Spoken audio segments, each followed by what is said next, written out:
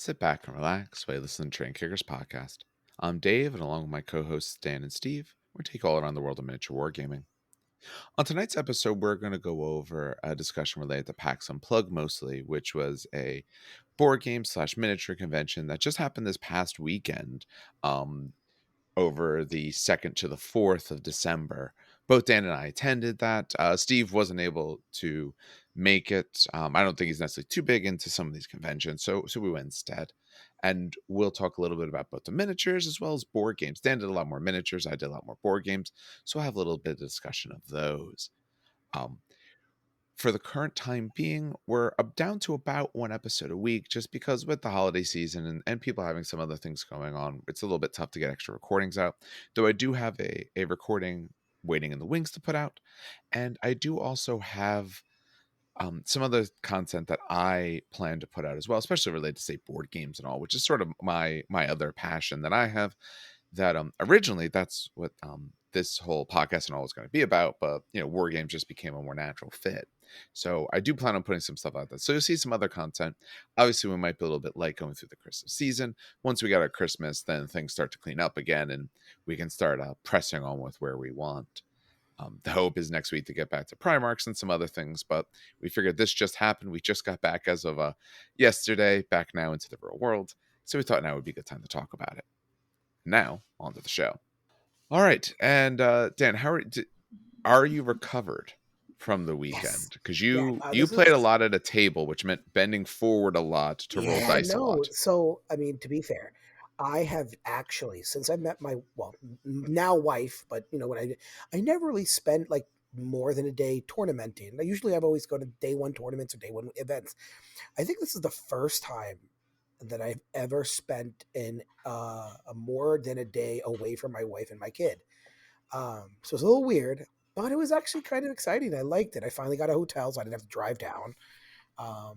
Driving was the worst idea last year because you live about an hour and a half away. This was in Philadelphia, so Dan's about an hour and a half out. I'm about an hour and 15. I learned my lesson, essentially. Got a hotel, very cheap, too. I have no idea how I got it cheap, but you know what? Screw it. It worked. It was the Sheraton. It was really nice. I figured out Uber Eats because I never. You never used it before? No, I never. I've never been alone.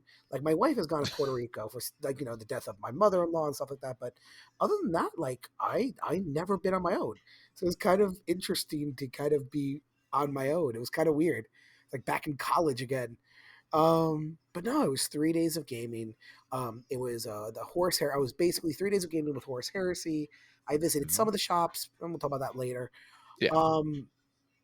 But I mean, big shout out to Frenchie. Frenchie runs really good events. We had really good sponsors. We had Pop Goes the Monkey as a sponsor. We had like $100 gift card, $50 gift card. We had Goblin Hut Gaming as a sponsor. And Goblin Hut Gaming, for those who don't know, if you ever need to rust something, get Dirty Down Rust. This is not even, we're not sponsored by Goblin Hut, but we could. Met the dude who runs the store. No, he's the only Eastern distributor right now. And he distributes this thing called Dirty Down Rust. It's magic. It's literal magic. And then we were sponsored by Games Workshop, which is kind of interesting. So yeah, we had our first sponsors this year, which was actually really cool. But yeah, no, it was a good 3 days. And actually I was pretty happy about it. I would never purchase the overpriced. I have some new plans for next year. If I do next year, every year next year, more efficient, but I almost we'll get into that because I have some plans as well for that. Yeah. I almost bought the Thunderhawk too. I was, again, I'm telling you, day one purchase, if custodians can take a Thunderhawk, it's a day one purchase for me. All right. So Steve, you may not know this. So day one, I'm walking around a little bit. I go to the GW area and I see, so for anyone who doesn't know, at the convention, GW has a rather sizable presence. They have maybe one of the bigger sort of booth areas. I'm for anyone on the YouTube, I'm going to try to put up pictures and all related to both ones I took. Through this, we're going to have some short little videos without audio playing of different armies we took some pictures of and all. But in that one, they had a giant setup of. Do you remember what the battle was supposed to be? What the name on it was? Oh yeah, it's the Job Site Massacre. Was it actually Job Site Massacre? Is that what it's supposed to be? I Yep. mean, it's Even supposed to be. Mark 6, I know. They were Not showing even off. that. There was a war with a giant chaos star on it, and the battle lines were Yeah. a little mixed up with Iron Warriors being next to, um, Steve, the historian, pushes up his yeah. glasses. Well, you see, the Iron Warriors were supposed to be forming the second wave of assault, but I knew he was and we're gonna. setting up the fallback positions for the Loyalist forces. However, they turned out to be death traps. Uh, Not the way the table was set up, and I was a little sad about that. However, if you can paint to the standard of that table, you're doing fine. yeah, and I did take good It's pictures. a I mean, very basic painting level. the whole thing But was everything except the Warhound you can buy in the box. That's why they kind Yes. of did that. It's yeah, literally like, hey, see how we have this entire Emperor's Children Legion, how we have this entire Iron Hands. Iron Hands Legion. Everything you see there is bought in this box. And I mean, listen, Yeah. I'm not one to suck on the chode of GW, but that box is a really damn good deal. Yeah. I think what was it like buying all the minis individually is like $600, not including the rule book. Near there, yeah. But I think including the Yeah, rule book. So 1 second. All right. Sorry about that little potentially random pause. Behind the curtain here, usually when we record, Steve's always the lowest. For whatever reason, his system's like, nah, I'm gonna be on top right now. So we yeah. had to try to adjust him down. I'll make We're some all finer shocked by it. adjustments as well. Yeah. We're Um, all literally shocked. so GW had their big old area. So I'm walking through on Friday. It's one of the first things I walk through, and I see they have like some big Forge World boxes because they carry Forge World stuff. And I take a look and I'm like, oh, what's that box? And I knock some other box over. So the guy helps me. He's like, oh, let me help you with that, sir. And I was like, oh, yeah, I'm sorry. I was trying to see what Forge World box this was. And it was a Warhound Titan. I was like, oh. And I look next to this Thunderhawk. And then Yep, I that's forget exactly what what I saw the Thunderhawk. I forget what was Yep, after. There's some other large box. And I it said, was oh, the Mechanicum train tank. stop tapping on things when you're talking about it. It's not the Acastus. The Arc. It's the big Uh, sonic gun that the Mechanicum have the on a train. Ordinatus Ulator. Yes. Okay. So they had that. I said, oh, my one of my co-hosts is going to be here. I'm going to try to see if I can get him to make a bad decision and buy something really expensive. So the guy tells me a course about how if you spend like $750, you get a free play mat, stuff like that. And he goes, oh, Yeah. he's like, if the guy really wants to make a real big mistake, he's like, we have a manta in the back. No. Yep. They had Yep. a Manta. He said we've been trying for years for them to bring one over. I don't know the details, but I think essentially GW proper has to okay or send them certain models. So like probably normal models are easy, but Forge World ones are expensive ones. They probably have to get the okay to bring. And the guy said, "Yeah, we got two big old boxes because it comes in two boxes." For it. He's like, "Yeah, we got a Manta in the back," and I was like, "Well, no, he's not going to do that." But I never got a chance. I wanted to check back near the end and see if anyone had actually bought it. I'm curious. The It, joke, by the if someone way, listens to us and you bought it, let us know. I'm yeah. curious if someone The did. joke is, by the way, I have Custodes dice, the old ones, the gold ones that they used to sell, and I have the black library ones. And because I'm me, I bought like 8 boxes of each one because I'm always petrified of losing the dice and then not being able to replace it because they go for a lot on eBay. So the joke was that if I were to sell all of my extra dice on eBay that I own for the Custodes, I can quite literally buy a Manta and still have money left over.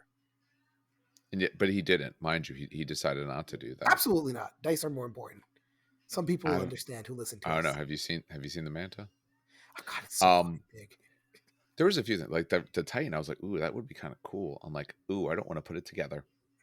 That's probably going to be a pain. The Warhound is hell. I've heard that the Reaver and the Warlord are such an ease to build. I've heard literal horror stories from the Warhound, and it's literally the feet. It's the toes, the toesies, and the Hmm. pistons. That's what I've heard. Yeah, I mean, I was there more for board game stuff anyway. But so Steve, you weren't able to go. How have you been otherwise? And this is No, Steve was there. actual birthday, yes, I right now was I was as we Yeah, he there was record. there. actually. Wait, what?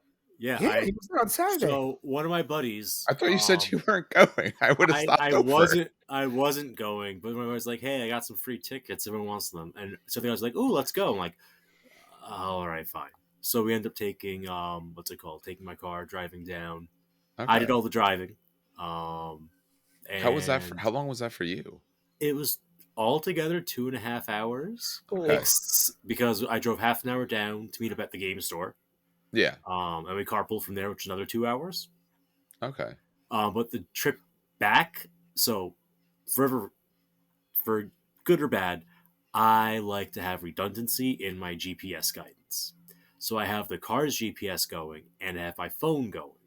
On the way back, they disagreed which way to go. One wanted to take 95 north the whole way. The other one wanted to switch to some back roads for a stretch for some reason. God, I'm And no, surprised they they take didn't tell you to 95 go to the north. Parkway. I'm surprised they they didn't tell No. you to go to the Parkway. fought. Eventually, I'm like, oh, look, there's a sign for 287 north. I'm going to take that because I know exactly where I'm going to end up. Right next to the game shop. So I'm like, even if it takes me extra 20 minutes going this way, because this is like right before it shoots over to the west, you know? Yeah. So I probably added like half an hour of unnecessary driving on the way home. I had to get back to my house until like 4:30 in the morning. Ugh. I slept through Ugh. all of Sunday. Okay. So that's because I know originally we were talking about you going and stuff like that, and you said you weren't. I'm glad you were able to go and hang out for a bit. I wasn't. I mean, I was doing some other stuff. I ended up. I'll talk a little bit about it, but it was a little bit tougher on me because I know originally you said you weren't going because your body hates corn and you weren't sure you could actually eat Yes. food. But no, that's Yeah, good you so went. I loaded up on snacks. And I managed to not die. Jesus Christ. I mean, that makes a successful day. I mean, that at Right? the end of the day, that I is think so. successful days. All right, good then. I'm glad you were actually able to go. Did you play anything, or you just kind of like hang out? No, I just hung out, browsed. One of the guys I came with went to the Magic event, and the Madman was playing Oh in my God. two events simultaneously. Yep. Well, wait. Explain Yeah, how that works. I don't know how that works, but Okay. somehow it did. And he They enters. were offset by 20 minutes. So he would play 20 minutes, take a 2 minute break, play the other 20 minutes, take a 2 minute break, play the other 20 minutes, take a 2 minute break. I'm not even mad. I'm impressed. Yeah. Um, I, like I I, know my brother-in-law and all of them. They did, I think, Magic almost the entire day Friday, and some of them did it for quite a bit on Saturday. So they played tons of Magic and all. Um, but I don't know if any of them tried to do multiple events that were essentially simultaneous. But hey, if you can do it, if that's your thing, I I do less organized stuff at these events, and usually it's because I can do that sort of stuff in my everyday. So like it, um, I I'm not like I don't like play Magic, but if I played Magic, okay, I can do Magic any Friday night. I didn't do miniatures at the show because if I really wanted to do miniatures, I can do miniatures pretty much every week if I wanted.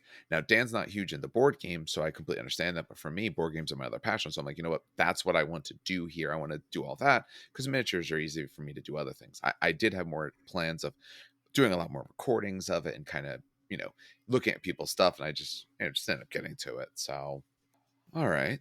Well, it's good that each of us were there. Um, so now, Steve, was this your first PAX Unplugged that you went to? It's my first convention I've been to, aside from the Oh. one we used to have on campus. oh, wow. So why don't we start with general impressions from you Yeah. then, since it was the first one you've went to? Okay. This is very much just like a me thing, but Okay. I don't think conventions are my thing. Like it's cool. I got to explore some really cool stuff, but I don't know, maybe I just like missed like the thing that was supposed to draw me in because I didn't sign up for anything. I just kind of like All right. walked around, looked at booths and stuff. Um, I don't know. It was it was a lot of people. I went whoa.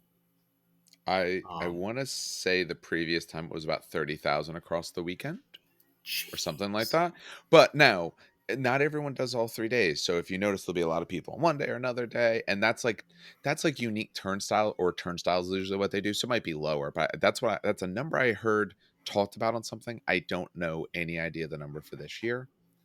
How that is, but it is huge. There's a lot of space. So even if it was, whatever the Oh number yeah, no. was, there's space.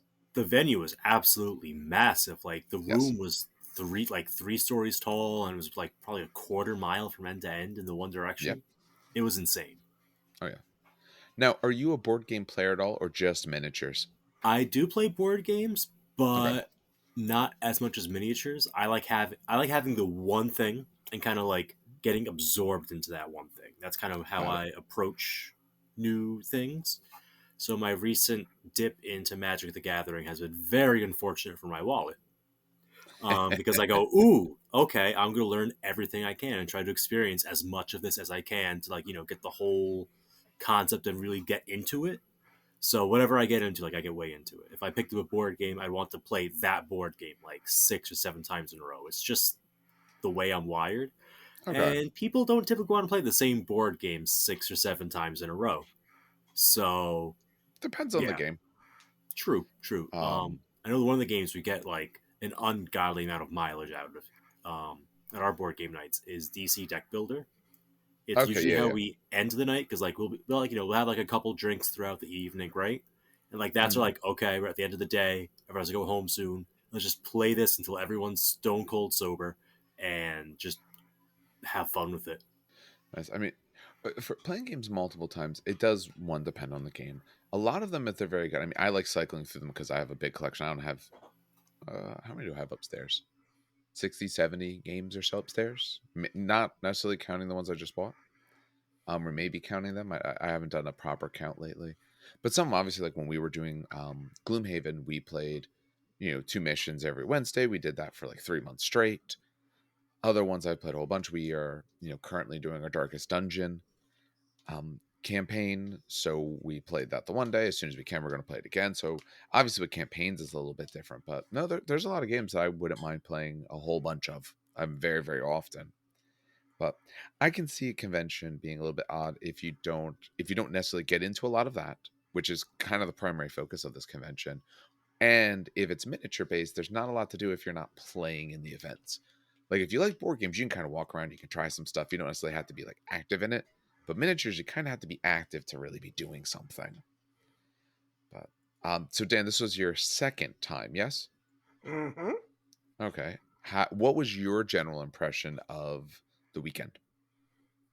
I liked so I kind of made a plan of just playing Heresy Mm, because they were 3 full days. Or Friday was like open play from 5 to close. Saturday was 2,500 points. Um, and then the Sunday was Centurion 1,500. So I made a plan basically to play Friday, Saturday, Sunday, get there early, browse around a little bit, and then play and then go home. And second time around, I learned, get a hotel. yes. That was a big deal, and again, I got a really good deal on it, so I was really happy about that. And Yeah, so the first day I was there, played some open games. It was great. Talked a little bit. Second day there, it was 2,500. Well, first of all, I actually visited the Games Workshop shop because they had 5 copies of Liber Imperium and nothing else. And so I was the No, first they one had there. plenty of things. There's nothing else you Yeah, wanted. well, no, nothing else I want. It would, except for some. I'll talk about the dice tray That in a second. Thunderhawk. But Man, they yeah, had no. Titanicus. There was plenty of things Oh yeah, there to you buy. bought Titanicus. But yeah, no. So I bought the Liber Imperium. Even when I got there were only 3 left, and I was like, oh fucking Christ. Um, so I know, yeah, I have the electronic version already, but I still always like having a hard copy always. Yeah. Um, and then I noticed that, and I didn't know this about conventions. So this is when I learned something new. Because remember, last year I drove down, so I kind of didn't spend a lot of time. I did not know that in conventions they have event or convention. What do they call? What do they call them? Exclusives. Exclusives. I did not Yes, they know do. that. And the guy goes, looking me around. He goes, you pick up the dice tray. Have you seen our other convention exclusives? And I was like, I don't know what that means. He goes, wait, what? And I go, yeah, this is like I was here last year. I didn't. And so he showed me around, and I saw like they get like for example, I know I already have the Custodes objectives, like the mouse pad ones, but they had like objectives that were made from Games Workshop. They only sell at conventions. Sadly, the Custodes ones always go out of stock at LVO and what's the other major one? Nova, because those come Yeah, before this Nova, Adepticon, packs. all that kind of stuff. But I know my friend Manny, he picked up the White Scars one. Yeah, I did. That was really, really, really nice. Yeah, that was really nice. They have cool pins. I know that they have the new releases for Joy Toy that haven't come out. They don't come out for like the next 2 weeks. I Mm. already ordered my Custodes ones. I have 3 Custody Joy Toys coming in. So that's my my gift to myself essentially. But I got to see what the Invictor Warsuit. The hell's that stupid baby carriage looking avatar Yeah, looking? the Invictor Tactical War Suit. Yeah, That's the that one. thing is massive. Oh my god. He's laughing. He goes, "Yeah, we kind of made it in scale because we have to make it in scale. It's fucking massive. I have no like I'm speechless. I'm just staring at it for like a good 5 minutes. If I would say giving it like a good 28 inches is not doing it justice. That thing was like warlord sized.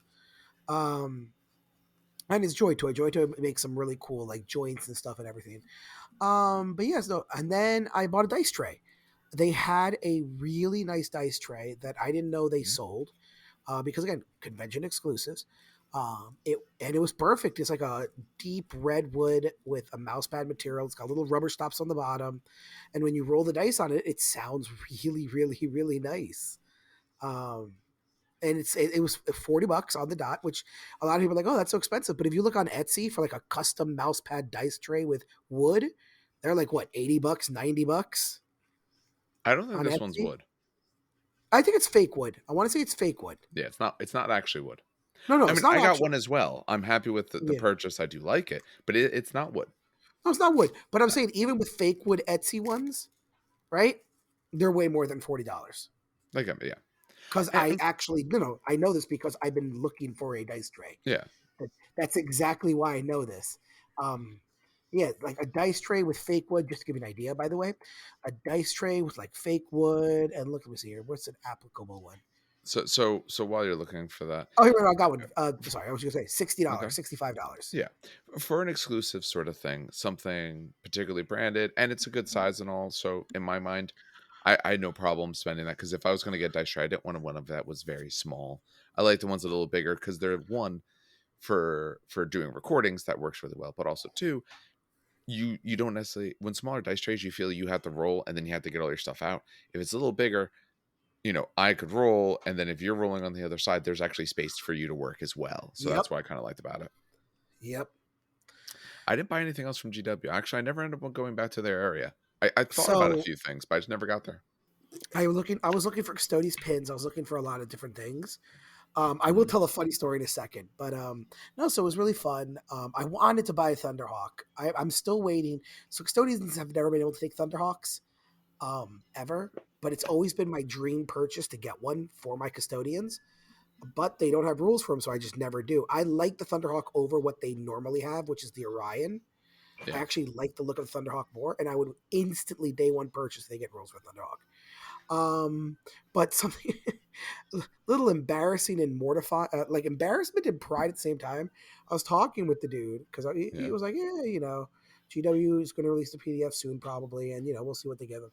And I go, he goes, oh, you play custodian. You seem like you really like custodians, right? Because I keep asking for like custodian pins or objective markers. And I go, yeah, well, I got like 600 of them and they're all named, So I kind of, and he has like this pause and he goes, wait a minute, are you on Instagram?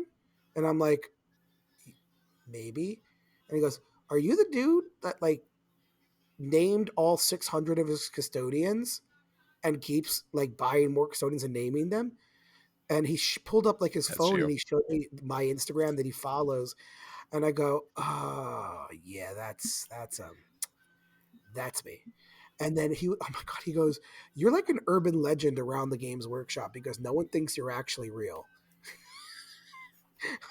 Like, I don't Damn, know. Dan, you I, Did you became a cryptid. Congratulations. so? Did you do what you should have done? Were you wearing your podcast shirt that I day, and did was. you This was say on. anything about it to him? Yep, this was on Saturday. Okay. This was on Saturday, I was wearing the shirt. Okay. Hold on a second. My earphones like stopped working for a second. There we go. Yeah, so Yeah. this was on Saturday. Okay. I was wearing the shirt, and he took a selfie. So I was that would kind of made me feel again slight morbid like embarrassment, but it also made me feel good. It also made me feel good. Hey, if it means they realize like, oh wait, this guy's real, and hey, here's where I can find him, Yes. then I'm happy about that. That's a good thing. So yeah, So that was quite hilarious. But no, and then I played 3 days of Horus Heresy games. But I'll talk about that later after you talk about your experience with Yeah. board games. Yeah, so I'll briefly go over my just the overall experience. So I've went to all of them. 1 year, the PAX 2 times ago. I was only there on the one particular day because it was a friend's wedding. But all the other ones I've been there, I always go the full weekend. Last year was exceedingly good. This year was a bit rougher. Partly I wasn't feeling 100%. I was mostly okay.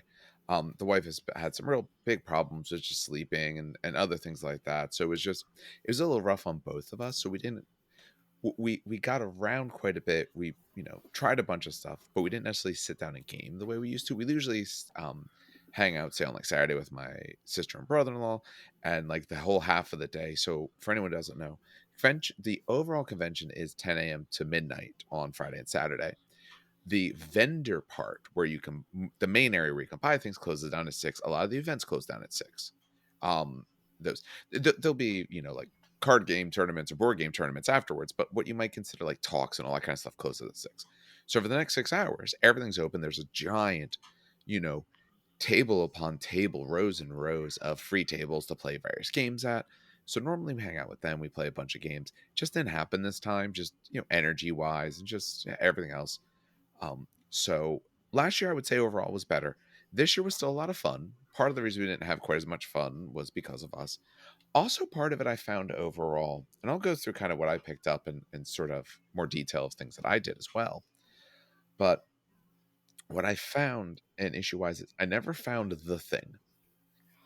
What I usually find at conventions like this, there's something or some things new just come out, all of that, that are the big thing to get super excited about. Now, I'm not saying there wasn't things there for other people, but for me personally, I'm always looking for what that thing is that I look at it and I say, I'm unbelievably impressed by this. I try it out. I love it. I got to get it, got to play it that day, got to go through everything.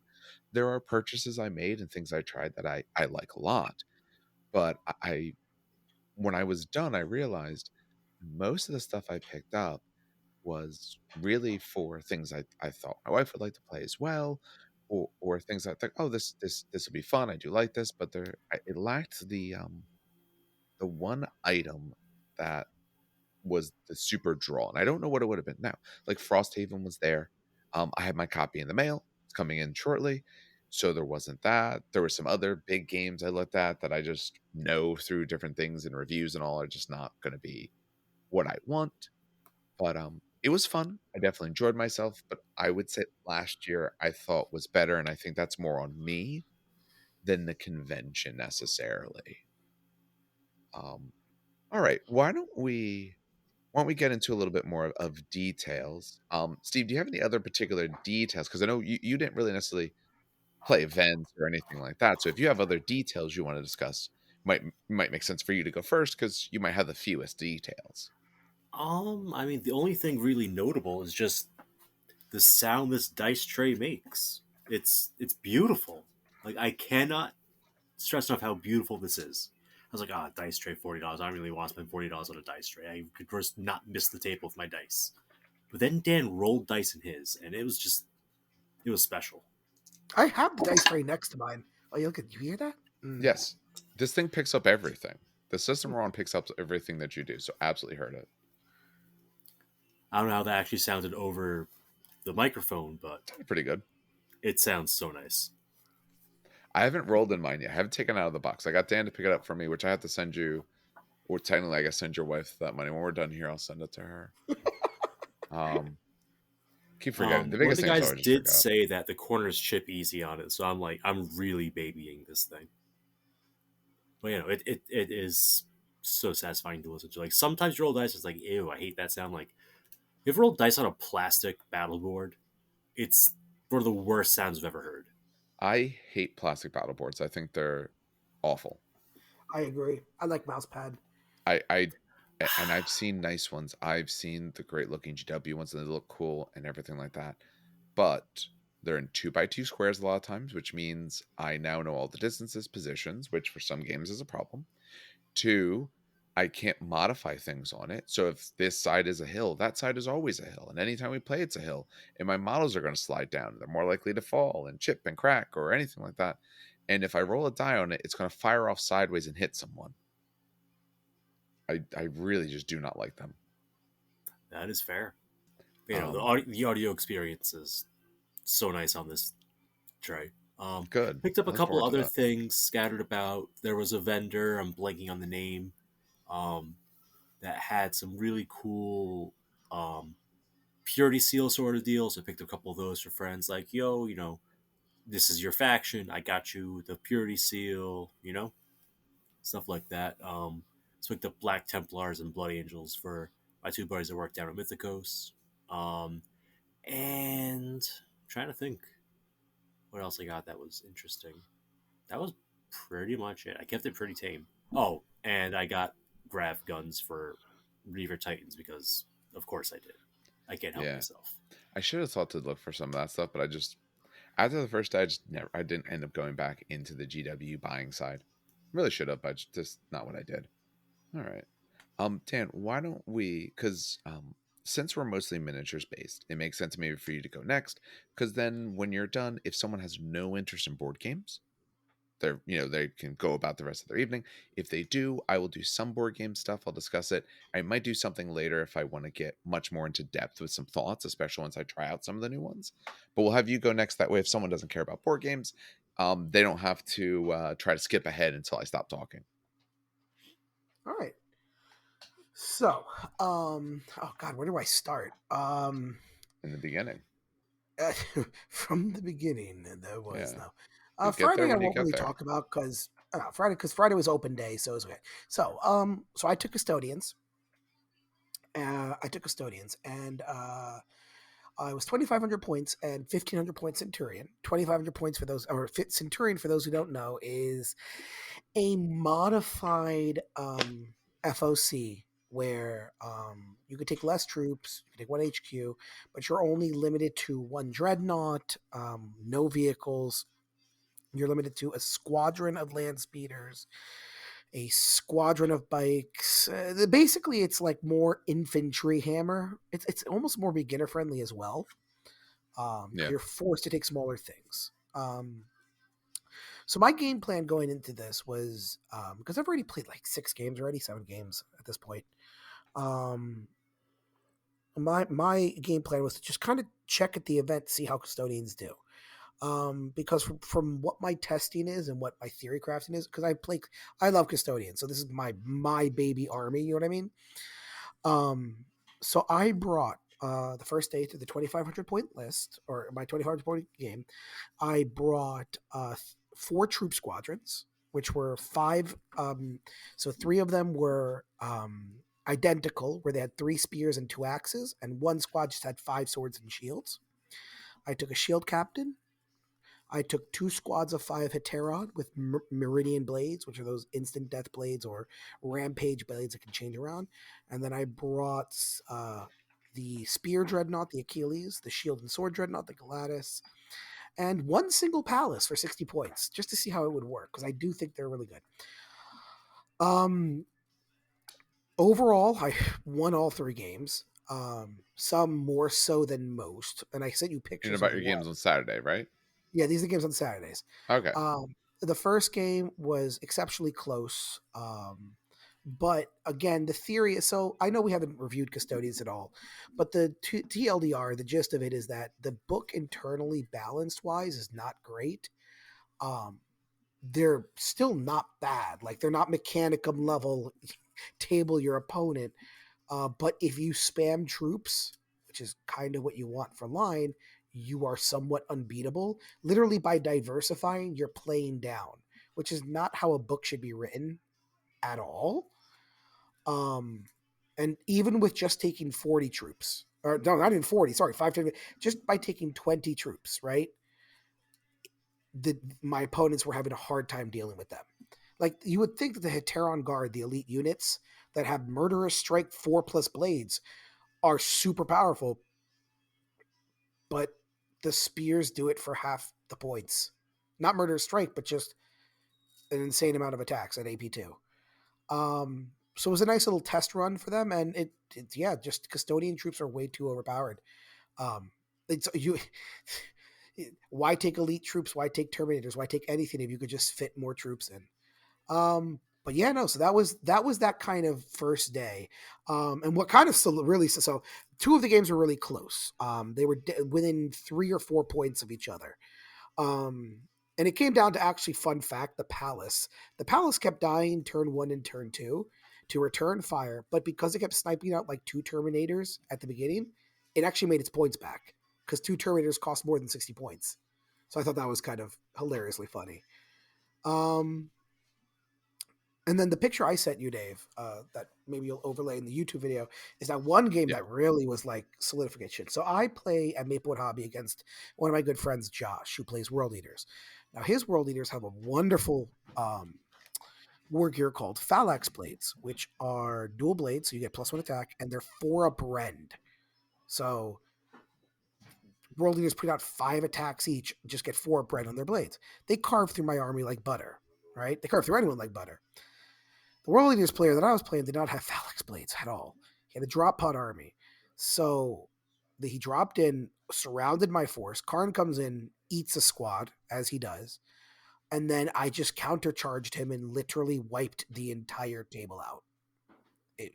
All that was left was drop pod. That was it. So it's like weird. And it's the ones that were close games were people who shot my custodians because they have a 6-up invulnerable. So if you breach them or if you touch them with an AP2 weapon, they kind of do fall down. But yeah, no, it was an interesting 3 games. And I won. What did I win? I won 10 Marines out of it, out of the box. 10 Mark 6 Marines.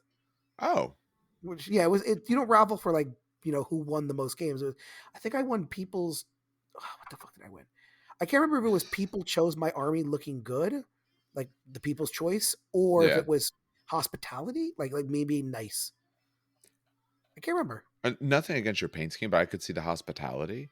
I mean, there was a Yeah. lot of really good looking Well, no, armies. dude, That's I definitely know very Blood tough. Angels dude won Sunday. No. I do Yeah, not paint Blood Angels yeah, I dude. could see the hospitality because, Yeah. I think it was especially hospitality. when if you're beating someone and they're still having fun, that shows that Yeah. you're showing the very proper side of the game. Yes. What are you doing with those And Mark they did 6 have bodies? fun. Even the World Leaders dude knew he was boned. Yeah. But he gobbled the 2 squads up. Karn himself, actually, slight note, Karn himself gobbled squads up because he attacked before the Bread Butchers. He himself, with Murderous Strike, literally deleted a squad by himself. And then he got punched by a Dreadnought. Which is because Karn doesn't have Eternal Warrior. But yeah, no, Karn himself just gobbled a squad. But it was a fun 3 days. And then Sunday was Centurion. And for this one, I'm limited by basically points. So I took 15 troops. So I took 2 sets of the spear and axe squad. So 3 spears, 2 axes, and then 1 squad of shields. And then I took Aquilons. Now, Aquilons, for people who don't know or have never been to Forge World Custodes, these are thick Terminators. They're not even on 30 mil bases. They're on 50 mil bases. These are very big Terminators. For the custodians, the problem is, again, this goes into the eternal battles of the book. They're too expensive for what they do. They don't do anything, and they're extremely expensive. So in a normal game, they don't do much. You'd rather just take anything else, including troops, than Aquilon. It's a sucky feeling, and I really hope GW fixes this. By the way, side note, I will shout out something real quick. Hopefully they don't mind me shouting them out. I will shout Most out if people you don't are mind part. saying Yeah, if you are part of the Heresy Discord or Age of Darkness Discord, there's a team of people that work very diligently to try to fix Heresy, because GW tends to not balance correctly. That's a nice way of putting it. And it's Balancing called a game is very tough and it requires a lot of yes, it work. You is. need to be going at it repeatedly. Repeatedly. Yeah. So, these guys, if you're in the it's Age of Darkness Discord, they're called the Panoptica team, and they've actually Panoptica has fixed basically the Space Marines, and there were a lot of fixes that need to be done. You have Centura, which is Centurion, basically. You have Liber Ingenium, which is Mechanicum fixes, right? Where they tone down and tone up some Mechanicums. For example, Knight's now getting brutal because that's just depressing at a certain point. But they have started to errata some of the custodian rules. And one of my favorite things is they actually reduce the number of attacks on custodian troops. It makes sense because, they shouldn't be the same number of attacks as elites. Anyway, just wanted to shout them out. If they get more popular, I like what I'm seeing with them, and I like how they balance it because it's more of like they're trying to not make it break the. Anyway, just want to shout them out. Yeah. Back to, sorry about the little side thing. So Sunday was Centurion. So I took Aquilons. So Aquilons are, again, very not great in normal games, especially if you can't deep strike. But in Centurion, I wanted to try them out because here's an environment where, stuff is limited. They still died. so let me just cut to it. I still won all 3 games, although one game, the Mechanicum game, oh my Lord have mercy, that was close. That was a 9-8 game. The reason was it was 8-8. It was 8-7. He killed my warlord, right? 8-8. My last spear dude on 1 wound charged a centurion and killed him with 1 wound left. And that got me the attrition. That got me attrition by 1. I had 9 units remaining. He had 8 units remaining. And because he was Mechanicum with allied Iron Warriors, and that was a real that we shook hands after that one. That one was a tough nail biting game. But the Aquilons, again, they're really cool. So they get 3 shots at strength 5 shred at 24 inches. So 6 of them put out 18 shots, strength 5 shred. That's very amazing. good. Very good in Centurion. So in a normal game, right, they can't deep strike, and that squad alone costs, let me see, I have it up here, 560 points.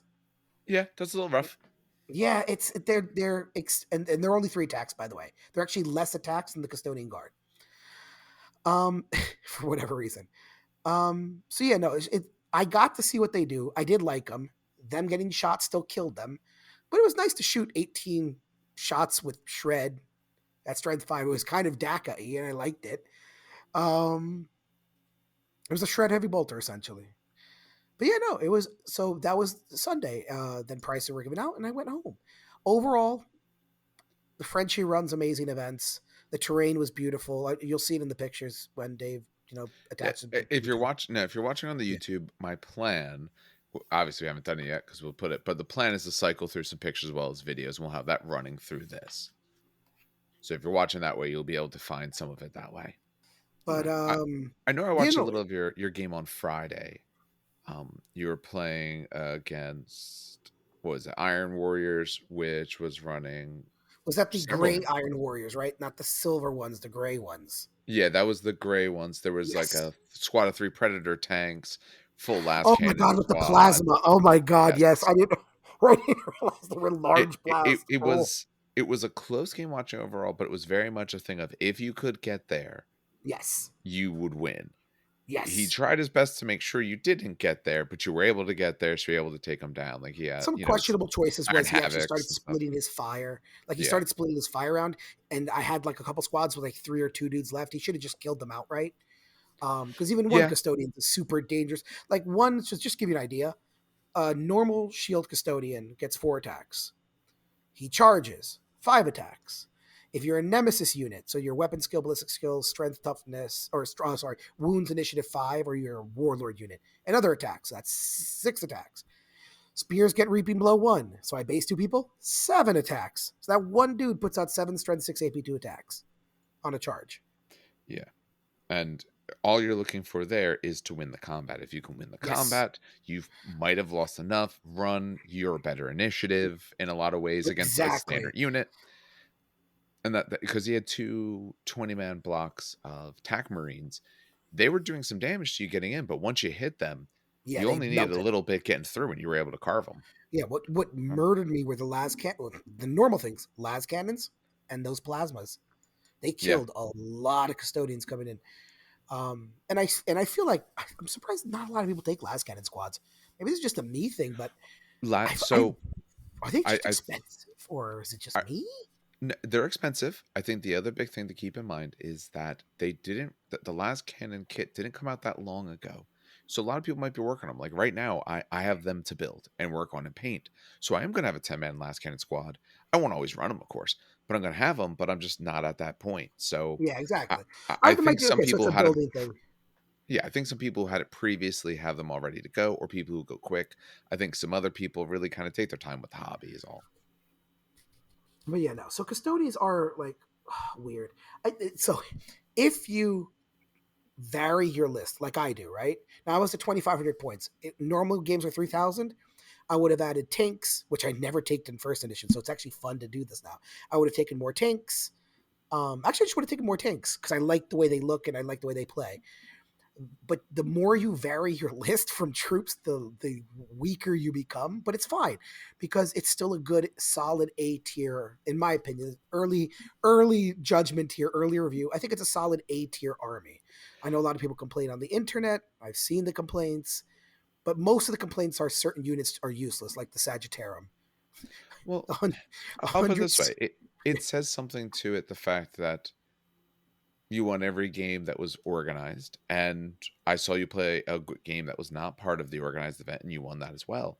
It Yeah. did feel like part of it could be a person may need to learn how to fight against them correctly, what are the right Yes. targets and all of that. So there could be some Yes. of that as well. But if Do you can not win every engage. Yeah. single So game, tips and that's the thing. tricks. Yeah. Do not engage multiple times charging Terminators into custodians. No. Just hang back, shoot them, let them charge you, overwatch them. Never charge into custodians ever. It But well, is here's the issue with unless you that. have a weapon hold on, unless you have a weapon skill 5 unit. But either Yeah. way, though, here's the issue with that thought, though. Some armies, their goal is also to charge in close combat. Some armies don't have the firepower to be able to sit back and whittle you down. World leaders can handle custodians though because of their sheer weight of attacks, shred Yeah. with shred 5 and Thalax, or Emperor's Children can. Emperor's Children handle custodians well. I was playing against Josh. He had Yep. Sun Killers and he had not even Palatine Blades. Palatine Blade Yes. swords are AP3. Didn't matter. They attack at the same initiative as me. We mutually destroy each other, but he also has some power fist in there which can just still kill me. Yeah. So there are plays against custodians. I'll put it this way: custodians are not Mechanicum. Mechanicum are, and I know we haven't reviewed them yet, but Mechanicum are, and I hate to say this about an army, so hurts to say. I think Mechanicum are inherently a little bit broken. No matter what unit you take in Mechanicum, they will do something ridiculously powerful with very little kickback from someone else. I You give mean, the book contains Castellax. They're not Castellax bad. are amazing.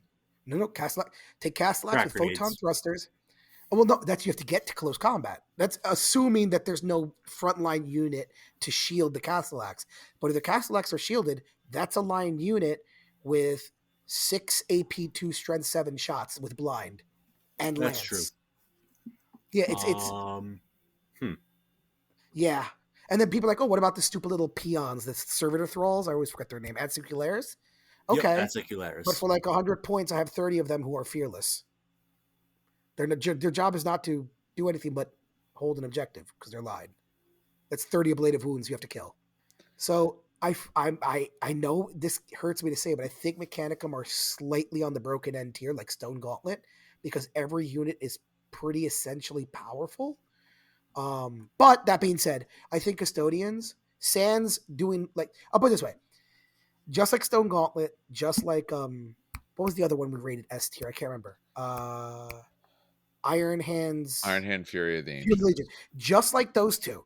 If I were to take 60, how many troops can you take? 6, right? Yep. So 6 times Yes. 10, yes. If I were to take 60 custodian troops, a tribune, and then that leaves me with like 200 points, and a contemptor somewhere, that's an unbeatable list. It's unfun, does not look great in my opinion. It's very monotonous. You just charge forward and hopefully you make it. It's not a fun list to play, and it's not a fun list to play against. I prefer a more diverse list. I like some tanks. I like some, stuff. I ignore the Sagittarium and Venatari because they are inherently just bad. Like they will actually actively hurt your list. But that's how custodians are. You even diversified, they're still solidly A. They're a good, solid army that you can still defeat. But if you play them well, you can win with. They're like a good, Yeah. solid. They're like Dark Angels. That's a good way to put that. Yeah. Well, it's still early. We'll see exactly how this True. shakes down. Like I said, we will do some reviews and some deeper discussions on them as well. But they do seem like they have a very high inherent strength. Their weakness, Yes. of course, is potentially the shooting if you have the right type of shooting. But if you don't have the right Yes. type, it's not really that weak against it. But Also, Volkite. Volkites are the other ones. I got my but ass Volkite's handed to just by Volkites. by amount. That's all. But Yes, if that's what it you is. Yeah. don't roll bad saves, it doesn't matter. Very true. You I know. had got shot by God, it was a bunch of Volkites, and I failed. I passed every 2 up, and then a Fury of the Legion Bolter Squad took out like 3 custodians, and I was like, oh, Yes. okay. If Because your if your weapon can't beat the armor, it's down to luck. yes, it's down to luck. You know, and with being a toughness that naturally gets past, strength 8 items for double out purposes, that Oh helps a yeah, lot too. that helps a lot. Although, still hitting them with Strength 8 AP1, 6 up invulnerable is, or 4 up cover save, but Right, but ruins are that's not one wound. Most other models in the game, very that's dead. true.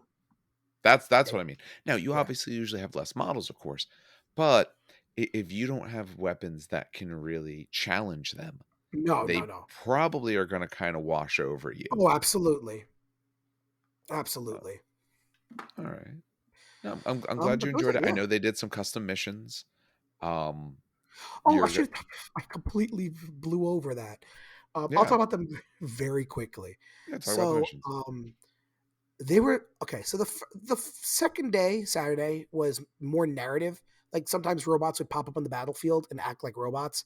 So I'm gonna ignore that part of the mission because that's more, that's more Yeah, of course. fluff. But rule wise, I love the missions. And fun fact, he actually pulled the missions from 40K ish a little bit and modified them. So, for example, one mission had progressive scoring, right? It was sticky objectives. So, for those who don't play 40K, sticky objectives are if you hold the objective, you keep holding it until someone takes it, right? And if you flip your opponent's objective, each objective was worth 1 point at the end of the player turn. If you flip the opponent's objective, you get 2 points, right? So it kind of forces you to keep your own, but also flip your opponent's. There was progressive. It was a lot of progressive scoring. You needed line. Um, One of them was hacking the middle, which was very interesting. But it boiled down to, instead of like the rule, I think me and Dave have talked a bit about this, probably ad nauseum Hmm. at this point. But I think what it boils down to is that it was mostly out of the 6 missions I played, there were 3 on Sunday, 3 on Saturday. Hmm. One of them was not progressive scoring. I love. I progressive scoring in my mind is always the way to go. Yes. Always. Like one of them was, my favorite one was, there were 6 objectives on the battlefield. They were pre-placed, and your opponent rolled a D3 for the ones on your side, like my side, and I Yeah. rolled for the ones on his side. And if I owned the one on his side, it was 3 points. If he owned the one on my side, it was 3 points instead of 1. Hmm. So it forced you to kind of get to, because if you got a 3-pointer on your own deployment zone, it's kind of feel bad. Hey, I'm just going to sit here and do nothing. Oh, of course. You roll it for the other side, and so it forces you to be like, oh my god, the middle objective, and I'm right there. That's where I'm making the push. And because you scored at the end of the player turn, right? It made it so that you still had those points. It was nice. I liked it. And I like progressive scoring. I've said it a million times before. I Um, Progressive scoring is the better option. yes. I'm also fine with, so in 40K, for anyone if they don't actually play it, 40K does progressive scoring, but 40K is purely based on the points. So that means if if I table you, but you have more points than I'm able to accumulate, because I would still get the rest of my turns. But if I can't get more points than you, you have still won the game. So it's purely on points. Oh, You and know, we did that as well. I should have pointed out that yeah. as well. So Okay, in this, because I was yeah. gonna say So it's not, 30K like, is if I tabled him and he had more points than me, and I couldn't win, I'm shit out of luck. yeah, That's how because that worked. Yeah. that's what I was gonna say in Yeah. 30K. the general thing is it's by points, usually end of game scoring, or if you're tabled, you just lose. I'd even be fine with progressive scoring, but table you still lose, because that still adds a thing of, hey, I've scored a bunch of points, I'm ahead.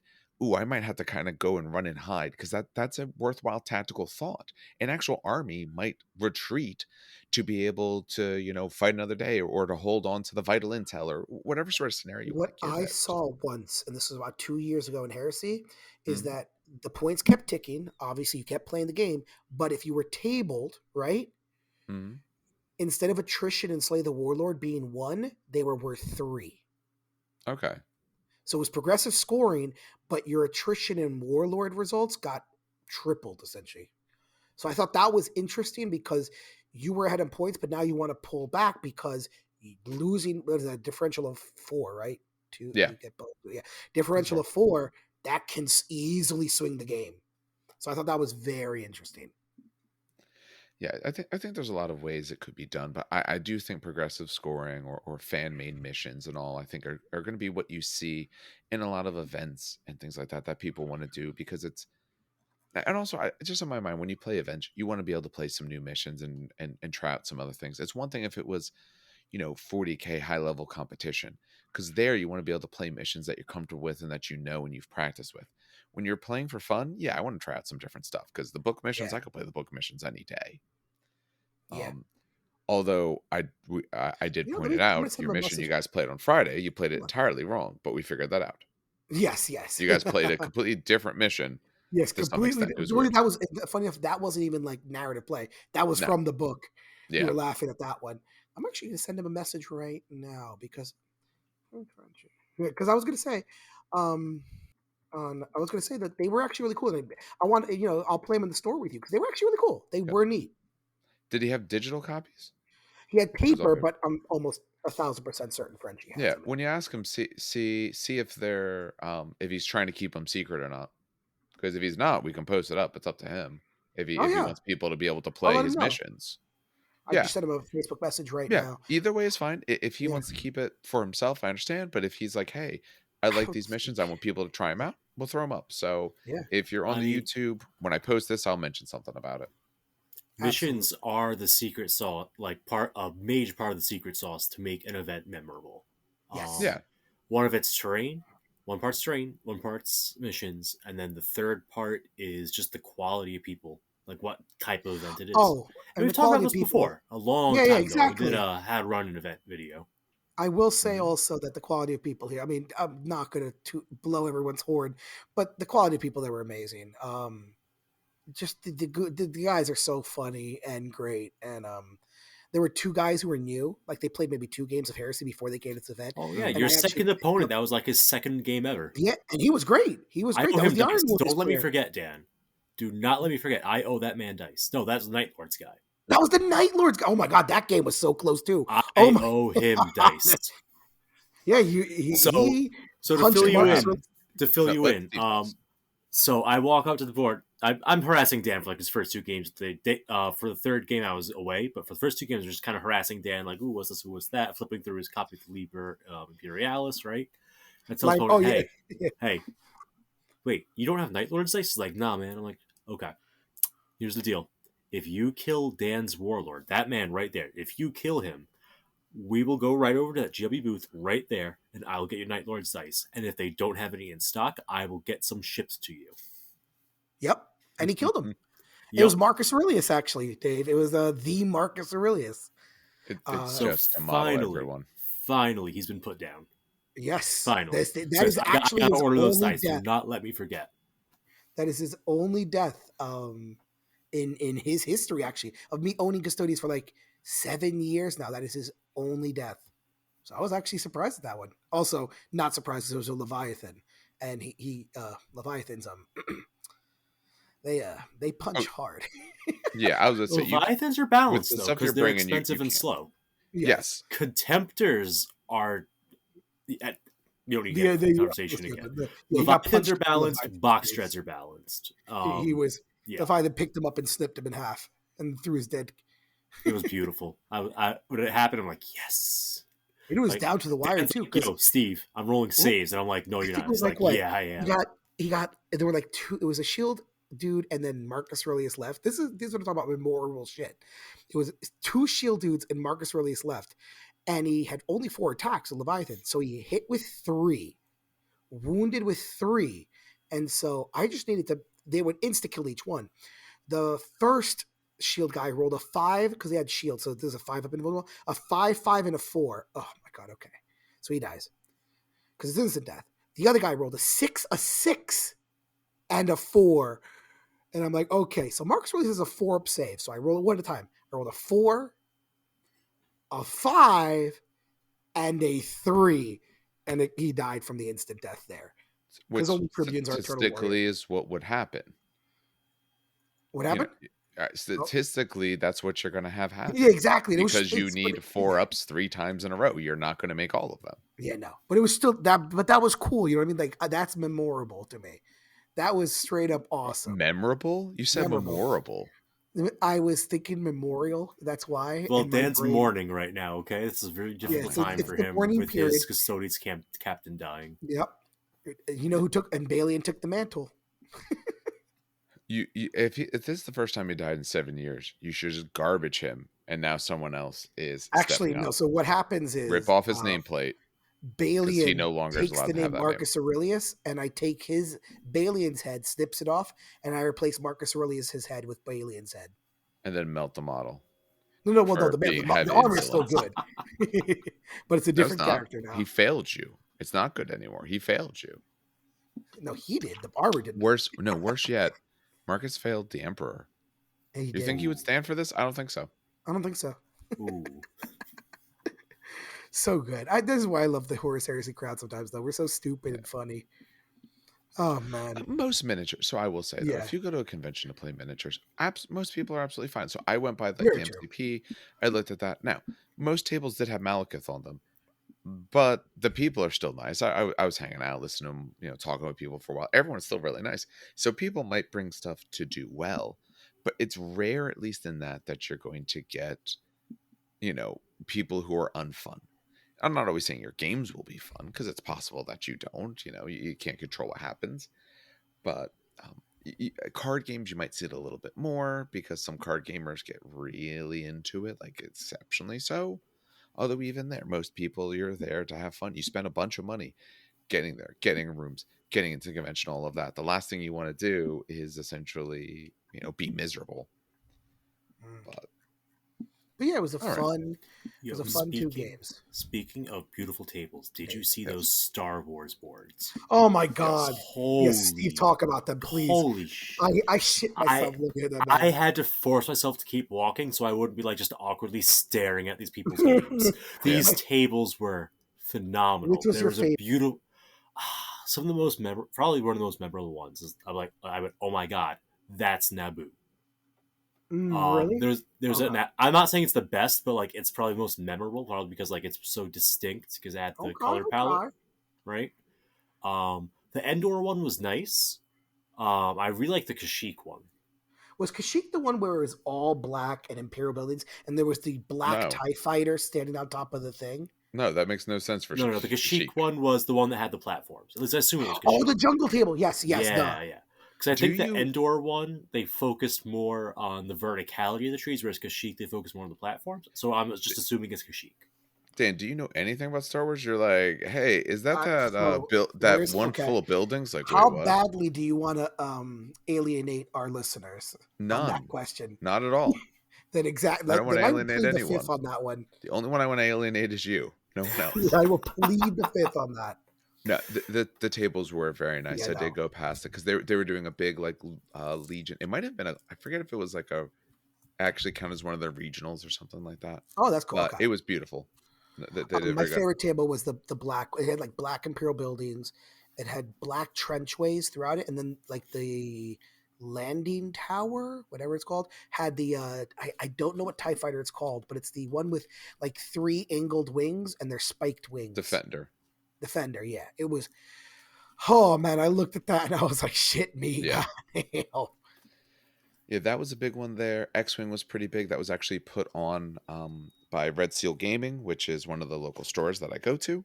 So they were the ones sponsoring that. I believe it's mostly bringing them out. So I'm not entirely sure what the sponsorship part required, but I know they were sponsoring that. That they had quite a few miniatures. So if anyone's in the Philadelphia sort of area or willing to travel, of course you can. But if anyone's in that sort of area, they do this always in the December. Usually, the one thing I will say, the only annoying thing is it sometimes varies which weekend it is.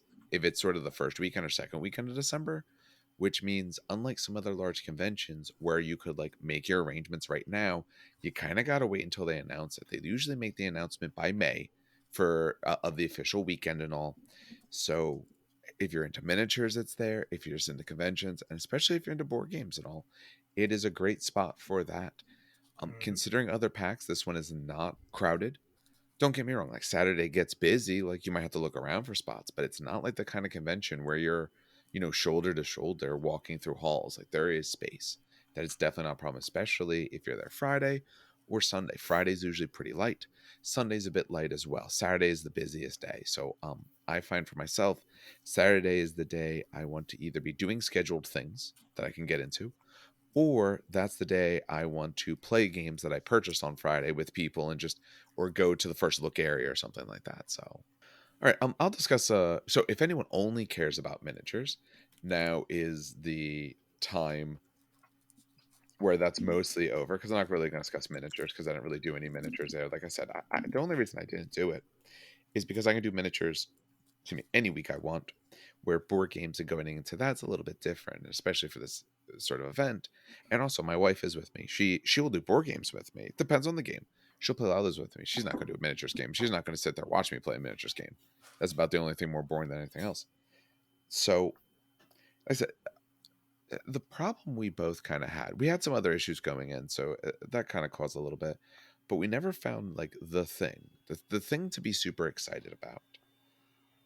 And that might be more on me because I didn't quite demo as much as I would have liked. And when walking around, because there's so many places, I don't even know the count of vendors, well over 100 plus easily, that there's so many of them walking around.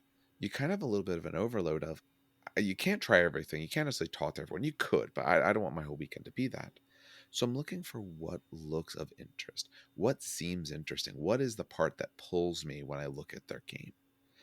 Um, a lot of times, then of course it's for look and things like that, but I'm looking to see what they actually have that interests me. So like say passing chip theory games, they're the ones who make Too Many Bones, which is a very fun game with sort of rules problems, especially in terms of writing, but it's a solid game.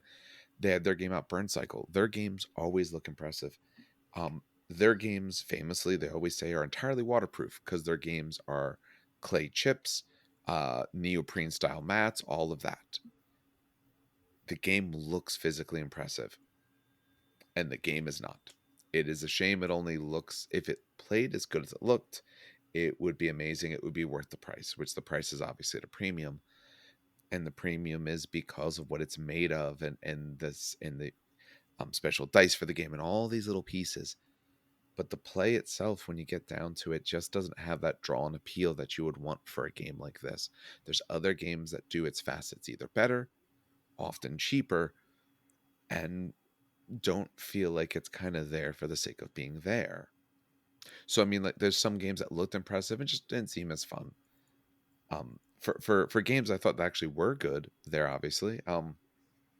Letter games, the makers of Root, Oath, and Fort, which is their small card game. They're very well known for their games being asymmetric, so everyone has sort of a different role. If you think about Root, you are woodland creatures in a forest, and you're all playing essentially a different game. I don't even want to say that you're playing it differently. You're on a board, but if you are this character, if you are, say, the cats, you own the empire, and you have forts and buildings and armies, and if you are playing the Vagabond, you are a single piece on the board. You have nothing else.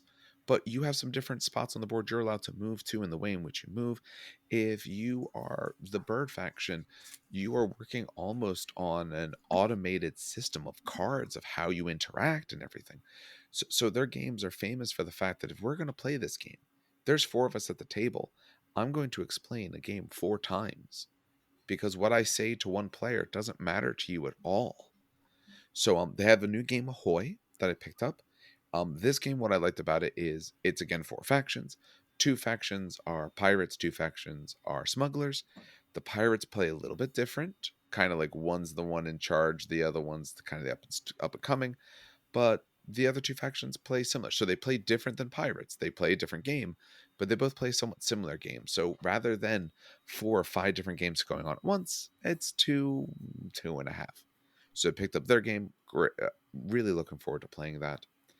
I'm not going to go through some of the small box games that obviously I picked up, so that way for games with my wife to be able to play. Like we picked up a copy of Delicious, which is a flip and write. So you are flipping cards and writing things on a score sheet, depending on what you flip and all of that. And I can go into more details of these at some other point. I'm thinking about doing that.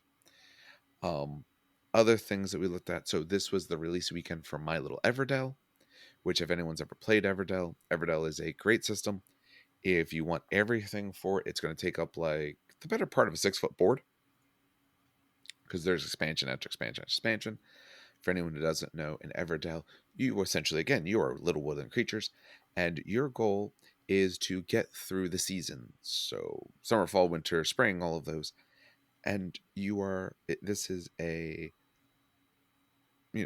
both a worker placement as well as, item collecting game. So you are putting workers down to collect items to be able to put cards down in a tableau of 15 cards. It's the only 15 cards you're ever allowed to do. You can't naturally get rid of cards. There's some ways to do it. And you are trying to win by points. So cards do different things for you, earn you points and all. And you are trying to build the most you can across the seasons. Everdell, like I said, is an absolutely great game, but it takes a while. It is a long game. And it is a asynchronous game in terms of time, because I can go to the next season before you do, because I've used my pieces, I've run out of stuff to do, I go to the next season. There's some refreshing mechanics that happen from that, but maybe you're still in the other season because what you did took a little longer. My Little Everdell is the way to turn that hour and a half, 2 hour experience into 20 minutes. They didn't simplify what you do, but they simplify how you do it. So all the seasons change at the same time. Rather than having several meeples and getting more of them as time goes on so you can place more workers, everyone gets one. You're doing your collecting. The cards are a little bit more in terms of symbols rather than words, especially for if someone's younger, that they could understand the symbols rather than having to read paragraphs and sentences and all. So I picked that up because I was very excited about that. It's a nice way to get the experience for faster. And if you're playing with either younger audiences or maybe English second language audiences, it's a great way to be able to play a game with someone who might struggle otherwise. So that one I got, and I was very excited about that one. Like I said, it wasn't necessarily my it game, but I was very excited about that. Picked up the Grand Carnival sort of on a whim. My wife saw it. She thought it looked cool, so we went over and looked at it. It is similar to, let's say, like a Barren Park or anything like that, where you are building a park, in this particular case, essentially a circus, and you want to get more and more people into your circus to put more and more tickets down and earn money and all like that. So it was a nice sort of placement style light Euro, I would say. We picked up Dungeon Decorators from Slugfest Games, the makers of Red Dragon Inn. The necromancer is dead. You are now the one who is making the new layer for whoever's going to be the brand new overlord kind of thing. My wife thought it looked good, so we picked it up. Picked up some exit games, different things like that. So we picked up quite a bit, tried quite a few things. We played one game. So First Look Area, they have that. So that's games that were at Essen, different Japanese conventions, all these sort of things. They're games that aren't out yet. So we sat down at one of those, and it was My Dog Hotel. And it looked adorable. And it's a bunch of dogs. I saw that booth. I remember seeing that booth. They might have had a booth. I didn't see that, but they had it in the First Look area. Oh, okay. So no, the game you're probably thinking of is was it a card game you were seeing? Yeah, and it's like you pretend to be the dog or something. Yeah, my best, I believe it's called My Best Dog or My Best Doggo. We tried that. My Best Doggo. Wait. Okay, sorry, it's called Good Puppers. Good Puppers. Yeah. We got the wife to make sure you got that one right. Yeah. So Good Puppers It actually is a fun game. We didn't end up getting it, but it is a fun game. So it is a set building game where you have 9 types of dogs, and each type of dog has a number. So collies might be the tens. So they're 10 to 19 are the collies. So there's 9 collies in the deck. They give them different values because that's going to depend on turn order. And then you have, say, the bulldogs, and they are the 20 to 29 and so on. So you start with, I want to say it was 2 cards in hand. It was 2 or 3. I forget exactly. It might have been 3. So you start with, say, 3 cards in hand. You are going to choose one of your dogs to play. You go from high numbers to low. That's why all your dogs have different numbers. You will play the dogs in order. You will pull a new dog out of the tableau of 5 in front of you. And the big thing is the goal of the game is you're earning points by burying bones. So you could put a dog down and the dog says, hey, for every type of this dog you have, let's say it's the collie. For every collie you have, bury a bone. Oh, and then underneath it says at the end of the game, for every collie you have, you get to advance a bone because they start out at ones, but they could turn to 2-pointers or 5-pointers or 10-point bones. So, or it might say for this other dog, hey, for every dog you have here, upgrade a bone in one of the other piles or add a bone to another pile. So, getting multiple lets you do more. The first one only lets you do one of the thing. When you get the 2, you could do 2 of it, and so on. Dan, the part you'll like is the numbers in the 90s are dog O's.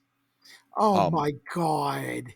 and the doggos are the picture is a cat with a essentially a beanie on his head of a dog's face.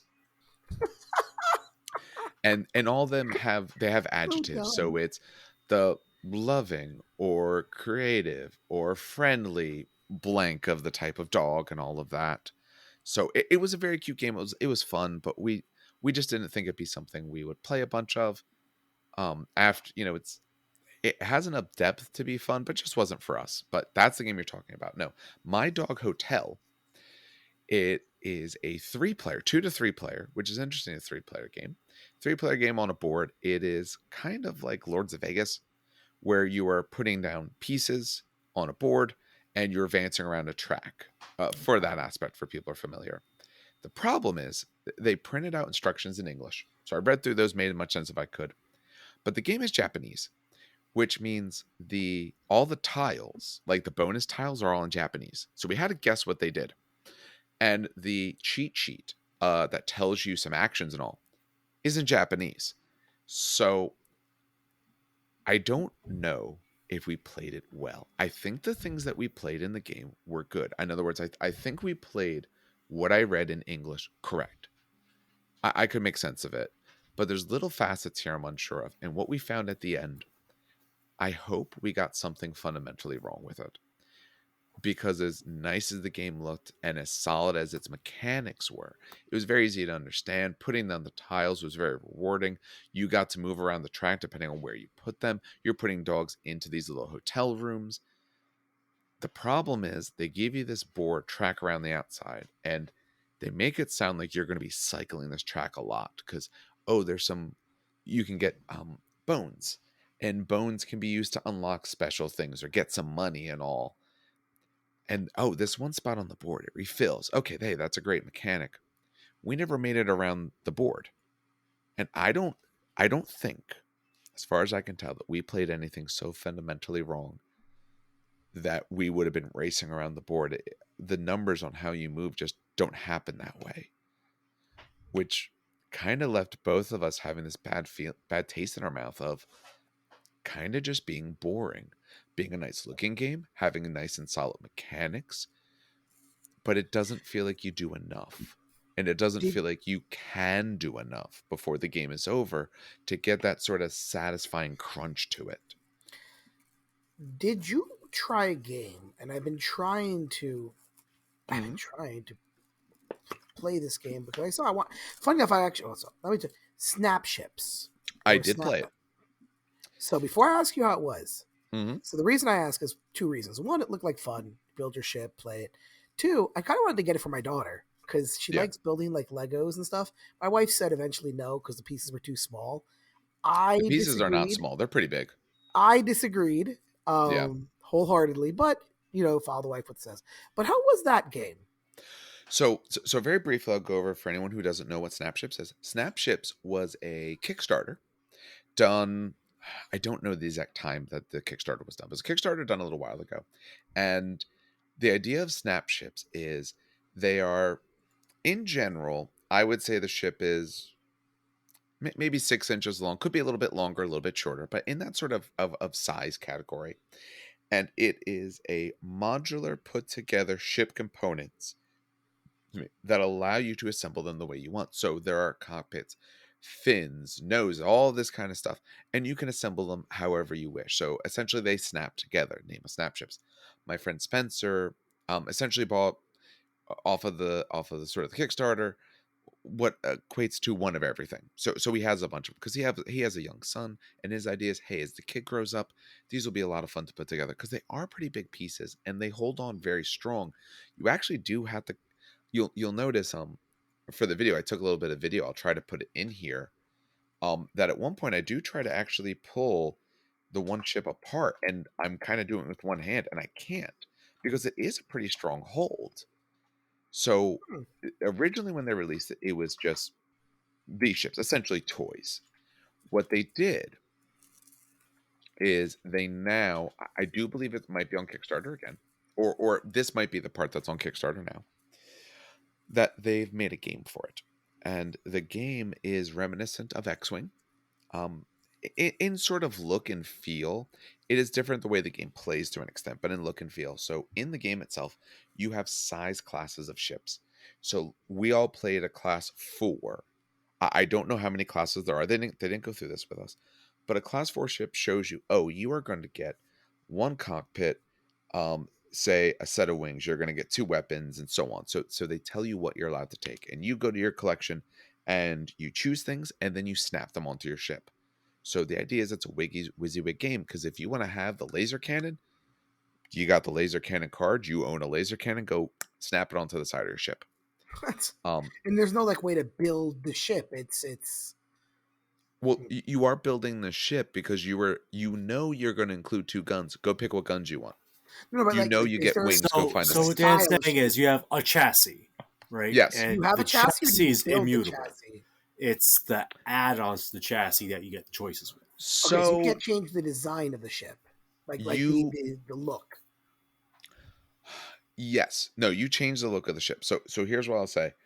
Um Oh, you will have maybe the main cylinder or rectangular solid of the ship, but beyond that, yeah, you are snapping pretty much everything else on.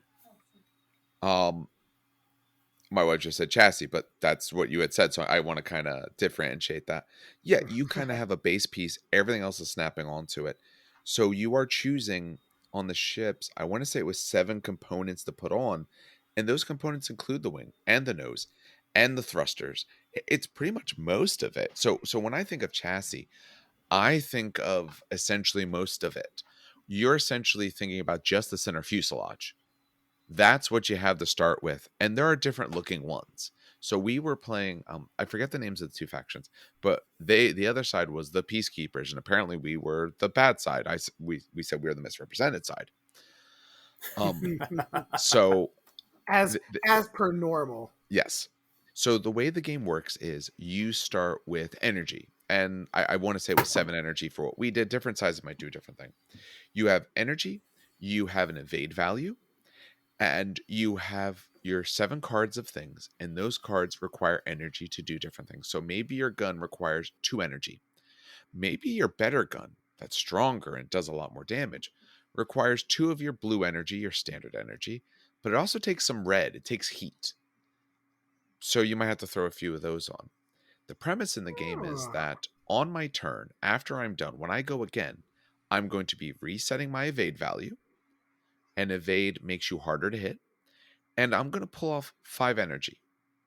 For our size of ship, it was 5. So if I'm grabbing some of that heat, if I'm really trying to make this ship work, and I have 7 energy to start with. If I'm only pulling off 5, I can't do an action unless the card is empty and I have cubes to put on it, which means I might not be able to pull off enough cubes to be able to use all my guns again. So it's It's about choosing what do you do and how much do you do, because you know you could pull off 5. If you do 5 cubes worth of things, you're fine. As soon as you start doing 6 or more, you might not be able to complete everything and get everything done that you want. So that makes a very big difference there. Um, for, like, say the ship I had, one of my ships had blade wings. So I wanted to collide with people. Normally collisions can do damage to both of it. My wings say no. I'm going to roll some dice and I hurt you only. You Huh. can't hurt me back with my wings. One of my ship had its cockpit thing was if I have you lined up perfectly straight down the middle, I lower your evade. Oh, The that's way cool. dice work in the game, the weapon will give you a target number. A lot of target numbers are 2 or 3. It's a 10-sided die, but I add your evade to it. So if your evade is standard of a 3, because that's sort of the set standard, it's usually on a 5 then. But if I lower it, maybe I can hit you on 4s. You have a set Okay. amount of health. For all of our ships, it was 12. When you run out of health, you're dead. There's missiles. So there's an actual game there. It feels satisfying to play. It's only about 2 ships on 2 ships. Maybe you could play bigger, but that felt pretty good. I wouldn't want more, especially at their size, because it's on a 3x3 X-Wing style mat. And there is solo play. The solo play is developed by I forget. I don't remember the name of the guy, but it's the guy who did Heroes of the Atari Cluster, which for anyone who played X-Wing in first edition, or with the revamps that they did in second with this was the co-op campaign that was made that had AI enemies. And the AI in that was brilliant. The mechanics of how it worked I and think the style were so good. so. I did stop at the booth, and he was explaining that to me, and I got to Hmm. see. And it's very. It actually what it did. It reminded me of Super Dungeon Explorer, the way they do their AI, where certain things cause certain things to happen. Like it's not like, oh, we just charge forward and attack. It's like, No, oh, you got within 3 squares of my left side, this will trigger this reaction. So it plays exactly. like an actual person ish. Right. What they did for Heroes of the Atari Cluster, the way it sort of worked was where was the enemy positioned and how far away they are.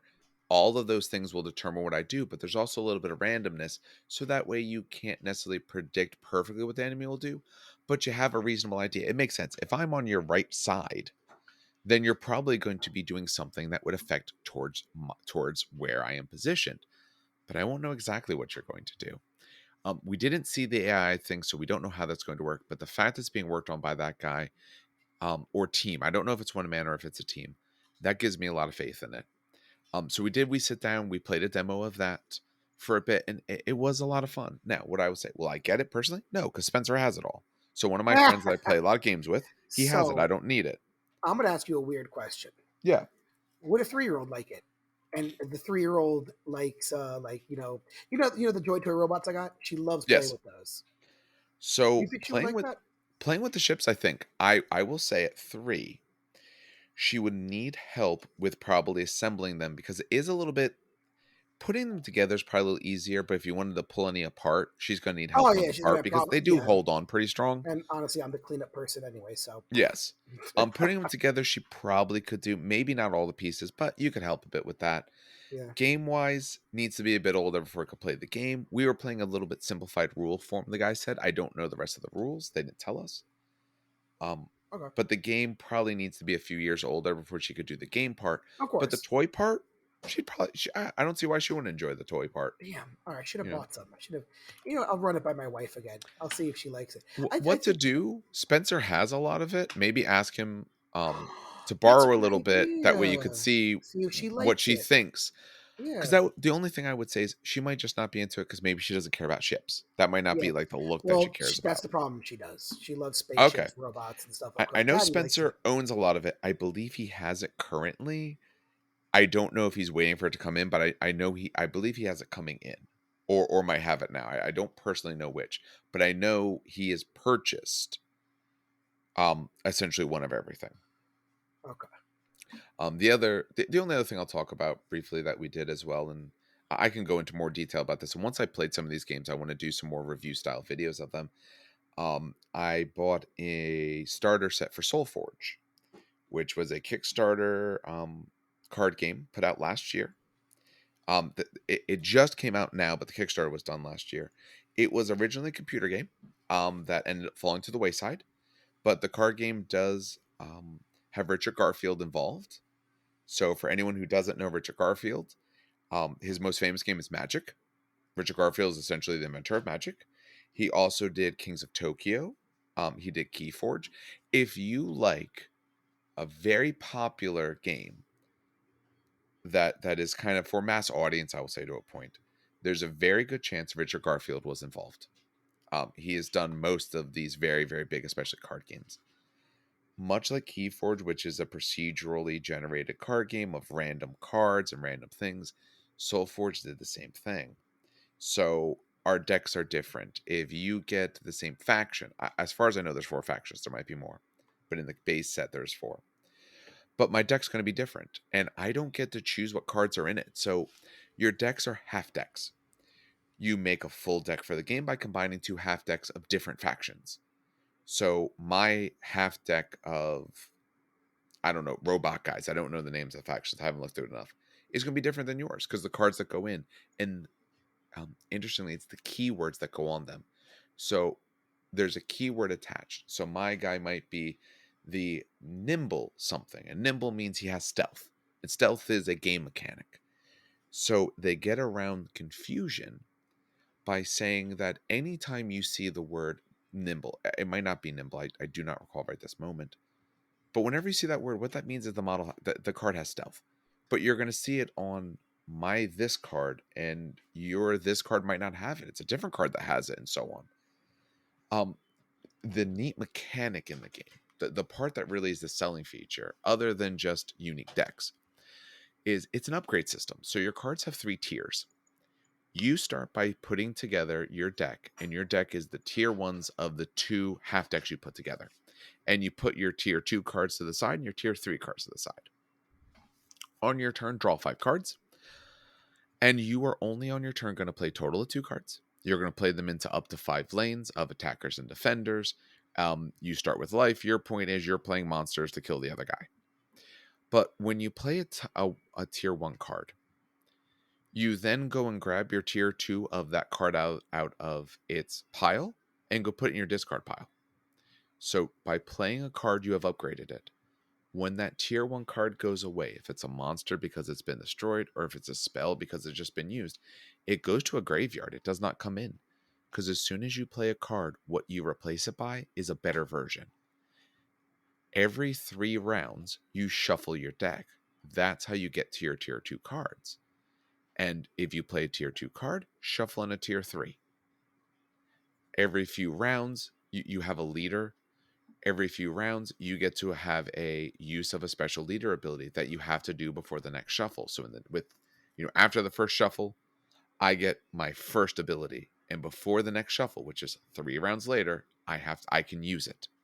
I can use it once, and it might create some other cards or hit an opponent or do a variety of different things. So I don't know why the digital game failed, but they turned it into a physical card game. And the nice part is that you're starting weak, but as you're playing cards, they're getting better and better versions. So you're getting to do more. So you only have 5 cards in hand. And at the end of the hand, you discard everything. You're only going to be allowed to play 2. So part of your decision is, hey, this card's better for now.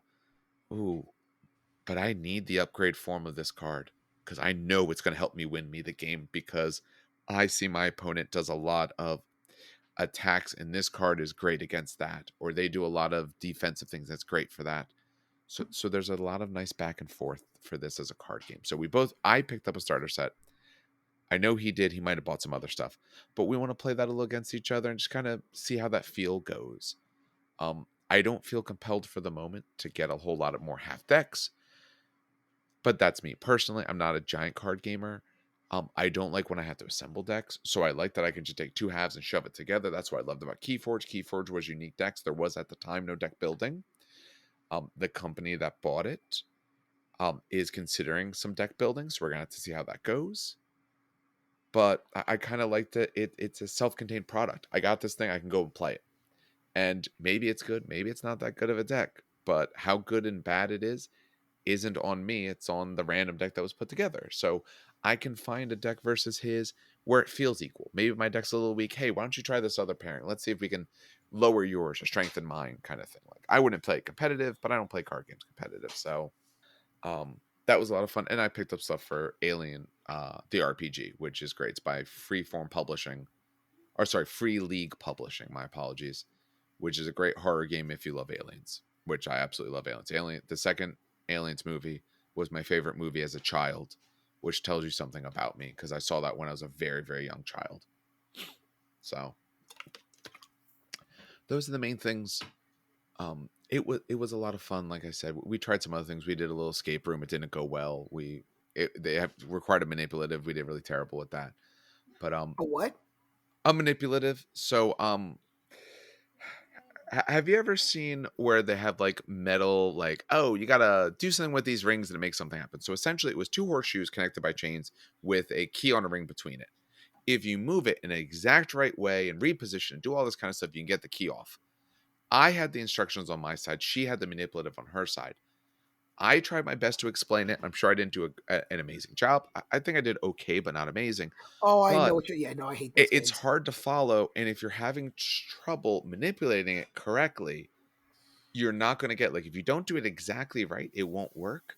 So we spent 20 some minutes going back and forth with that. Um, the multiplayer ones, the more player ones, because my sister did that. She said that one was a lot of fun. And I think a lot of the fun of that was that there was also someone else on your side that if you were struggling, they could try the thing. Like we couldn't swap, but if we could have swapped, I felt somewhat confident in what to do with the thing because I've used those before. I've done them through. We have some at school just hanging around for students to try out. And maybe she would have been better explaining what to do. So then, like, maybe we would have got through it. We could have got to the next step of the thing to continue forward, but we really couldn't. So I mean, that was kind of on us. But the hope is, after this, to one, play a bunch of the games I have. We want to do some more stuff with board game meetups, playing more stuff with friends. Like I said, we have a variety of games that we're in the middle of. We just started a Darkest Dungeon thing, which I'm going to do a full review once my copy comes in, unboxing, reviews, all of that sort of stuff. Same thing for Frosthaven once we get that in. Once I get my copy of Ark Nova and Acropolis, I want to do the same. So I'd like to do more of that once I have those items. I'm just waiting on them. For once, I know what I'll get for Christmas mostly because I have specific games I couldn't get there because I couldn't find them or they were sold out that I'm going to be asking for. So that'll be, I don't mind not being surprised. I'm fine with not being surprised if I'm getting the cool things that I want. So, all in all, it was good. Last year I thought was better, but that might have just been us. We might have been in a better place physically and mentally last year. But I do look forward to playing the games that we got, as well as playing the games that I learned about and just wasn't able to get and want to get in the future. So, of a special interest here, if anyone is interested in hearing more about board games, just obviously let us know. Like I want to start doing that as well. And that is going to become a facet of probably things I might even be doing myself or with someone else if neither of them had that sort of interest. I don't mind doing that. So, any other closing thoughts on PAX, on the convention itself? Steve, would you go back? Let me ask you that first, actually. Would you actually go back? Maybe. I'm not sure yet, honestly. Maybe if you signed up for one of the Yeah, like if I had a specific reason to be there, maybe. Okay, Without a specific reason, probably not. I can understand that. I can appreciate that. Dan, I assume you want to go next year because you talked about Yeah. plans of how you wanted to improve things for yourself. How are you improving it for yourself? Uh, How do you get the most out now of now I this convention? understand like where the hotel is and stuff, so I know where the restaurants are. I Okay, know that there's a Vietnamese restaurant across the way. so There are ways I could like just so little better tidbits. positioning. Yeah, better positioning wise. Yeah. Okay. What I will say for anyone who is going, if you're going for miniatures, sign up, but make sure you leave yourself some time to walk around and just kind of experience the atmosphere. Which is what that's what I did this year. I saved it for Sunday, Mm-hmm. and I literally was like, all right, we are going to. I got in at 10. Games don't start till 11:30. Gives me an hour and a half to walk around. I really think I should have picked up snap chips for the kid. I think she is gonna enjoy that stupid Talk life. to Spencer about it. He might be around Friday. I won't. But he'll be around. But if you talk to him, he'll tell you all about it too. Okay, good. Um, I'll send Yeah, him. I'll send him. there's Is he on Facebook? no, he's not on Facebook whatsoever. God damn He's it. on our Discord though. Oh, he is. Yeah, he's on our Discord. He Oh came shit. in the other day because we were doing some Phasmophobia on a Discord. Oh shit. Yeah, Okay, we were good. That's playing the good. other That's good. day. Actually, I'll Yeah, probably if you send my take a look, wife text he's Tori. on it. Well, He good. is God the knows that she's most not going to recent believe me. welcome. She's not going to believe me, so I'll have her text No, Tori. he is the most recent welcome in the Discord channel. If you go to the welcome page, he's the most recent welcome. Nice. That's Okay, his. that's awesome. I'm just not saying it over the podcast in case he cares. What I will say for anyone, if you're going for board game related things, what I kind of think, one, obviously they put out an app. You can sign up for events on the app. So if you want to do board game tournaments, because they got all of those, obviously sign up for that. If you want to do RPG, sign up for that. They got all that there. What I would suggest, though, personally, Saturday is a bit of a madhouse. So if your goal is to do a lot of demos in like the hall and all, do that Friday, maybe Sunday. Probably do it Friday. Try to do some of your demos then. If you want to do organized events that you sign up for ahead of time, Saturday is a great day for that because you know you have a spot. Otherwise, Saturday is a great day to sit down and play games that you bought. Play just games that they have a giant renting library. Play games from the library with your friends or go into the first look areas and play games that haven't even been out yet. You read some rules, you give it a shot. They had they do learn to plays where you can sit and they'll teach you games. That kind of stuff is very good for Saturday because the vendor hall gets very crowded. It's going to be hard to get demos in there. There's other good areas to spend your time in, or the unpublished room, which is people wanting to get their games out. Sunday is a great great day to kind of close out and get into the spots in the vendor hall you couldn't. Try some of the demos you couldn't. Sign up for some little tournaments if you want. I mean, they do like a giant Twilight Imperium one if you wanted. You could spend your whole Saturday I playing saw Twilight that and Imperium. I said nope. The only reason I don't do the big ones is because, again, if I want to play Twilight Imperium, we'll go play next week or in 2 weeks from now because I got it. Yeah. I don't want to spend my whole day doing something that I could do here. We tried to do Blood on the Clock Tower. We couldn't do that. Croc and All, we played that because I'm not going to own a Croc and All board. It was Oh, great. that was true. The We had crocodile so much fun was with that. fun. So like that Yeah. kind of thing. Do things that I in my mind, I want to do things I can't naturally do or I'll struggle with. So like the one day me and my wife, we went down, they were doing teaching games. So we played Calico.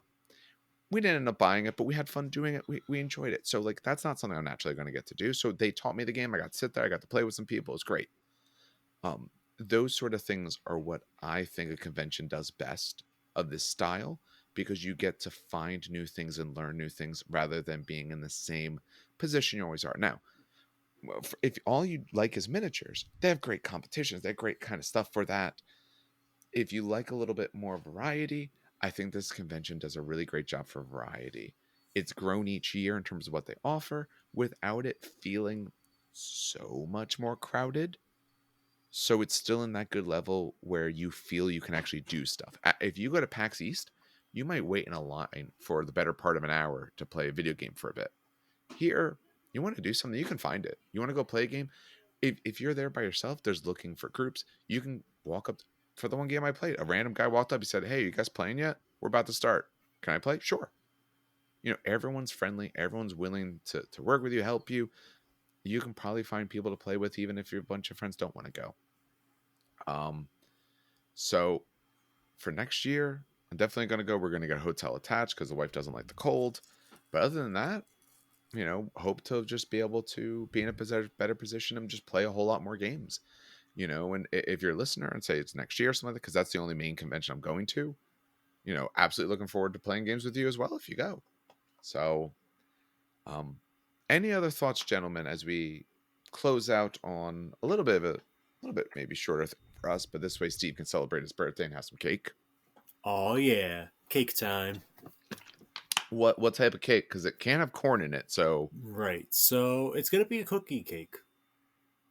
Basically, okay. just a Toll House cookie, just stretched as far as you could get it to go, like All right. one of those sheets. I did always enjoy the cookie cake. I enjoyed the ice cream cake, but I can't do ice cream anymore. So I don't. I am lactose intolerant and will still devour an ice cream cake. My problem is it's an allergy, so like it just makes me even worse than intolerant. It just makes me feel like garbage. But those little crunchies, Oh, the day they put one out in non-dairy, I'm just gonna get it, eat it, get sick because I ate a whole goddamn cake myself. But I won't regret a second of it once I'm done being sick. That So is completely understandable. At yeah. one point, I was able, well, not I was able to, but like I would eat like everyone else did, and Mm, yeah, no, ice cream cakes are something special. Someday, yeah, no. Ice cream someday. yeah. cakes. Ice cream cakes are my It yeah. if you are dairy allergy like me, uh, Ben and Jerry's does do very good dairy free. There's some other companies that do as well, but Ben and Jerry's does a good amount of their natural line in dairy free, and it tastes very good. I've had some non-dairy ice cream that was garbage, but theirs is actually very very good. So if you happen to have the same sort of afflictions I do, it gives you an option. God, none of we're awful. You can't have corn. Can't do dairy. Like we won't be able to find a place to eat. No, no. So where he eats is Sushi. yep, Oh, sushi. I do like sushi actually, but I'm weird. I also only eat the sushi that's cooked, tsunagi and What stuff the like that, shrimp fuck is It's tempura. wrong okay. with I'm a you? bad person, and I just spam God damn it! Philly rolls and like avocado rolls. That's like my Damn it! list of sushi. I'm I'm really gonna bad go to a about it. hamburger place and get a fucking salad. Do it. It's fine. I mean, Dan's seen me do that. I go to a burger place, I like, yeah, have, can yeah. I not get the bun or the cheese or anything? Just have like a burger on a pile of whatever leaves you have lying around. They're probably I just thinking always you're do like love. keto or something like that. They probably Well, don't I even know do what's Maybe. up. love the reactions because they're always like they like wait a second to see if he's like joking, and he just kind of sits there like no, Oh my god, the no. so as we were leaving, it was like, all right, one of our guys is getting really like not hangry, but he was definitely getting cranky from a lack of proper nutrition because he Yeah. didn't have breakfast and he gamed through lunch, and now it was like midnight and we were leaving.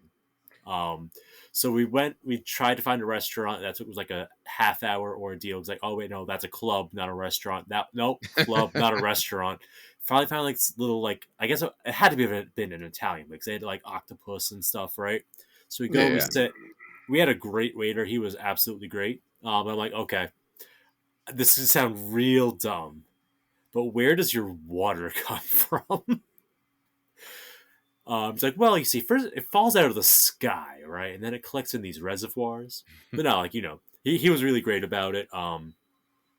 The thing is, like, if I go to like a bar, for example, and I get a glass of water, if it comes out of the bar tap hose, Mhm. I'm gonna get sick from it because it shares the tube with the beers or sodas or whatever.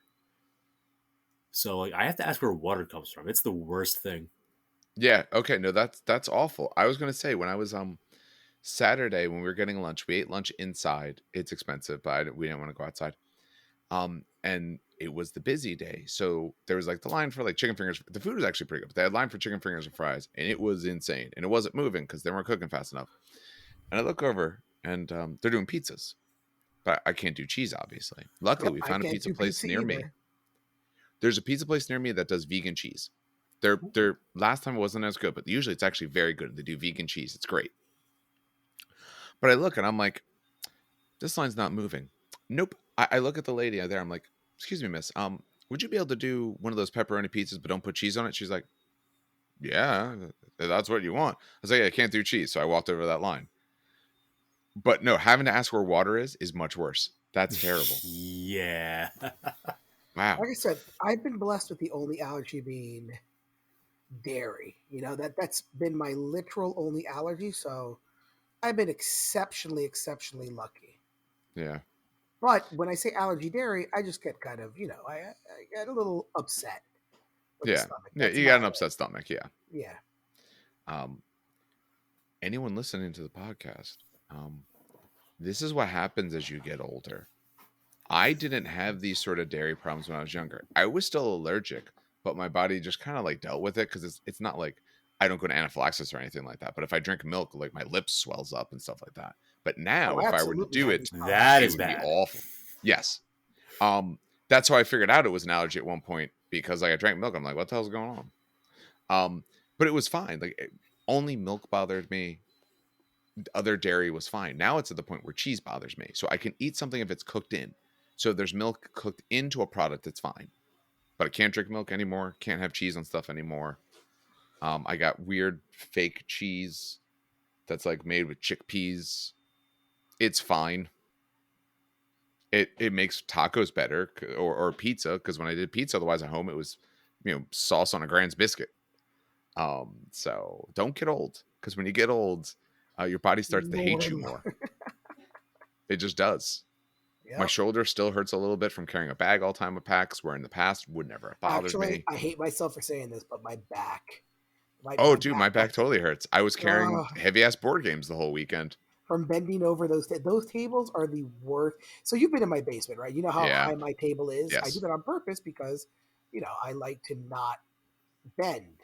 They were standard kitchen tables, like Yes. dining room tables for those. Oh Yeah, god, that the was play rough. on those hurts so fucking much.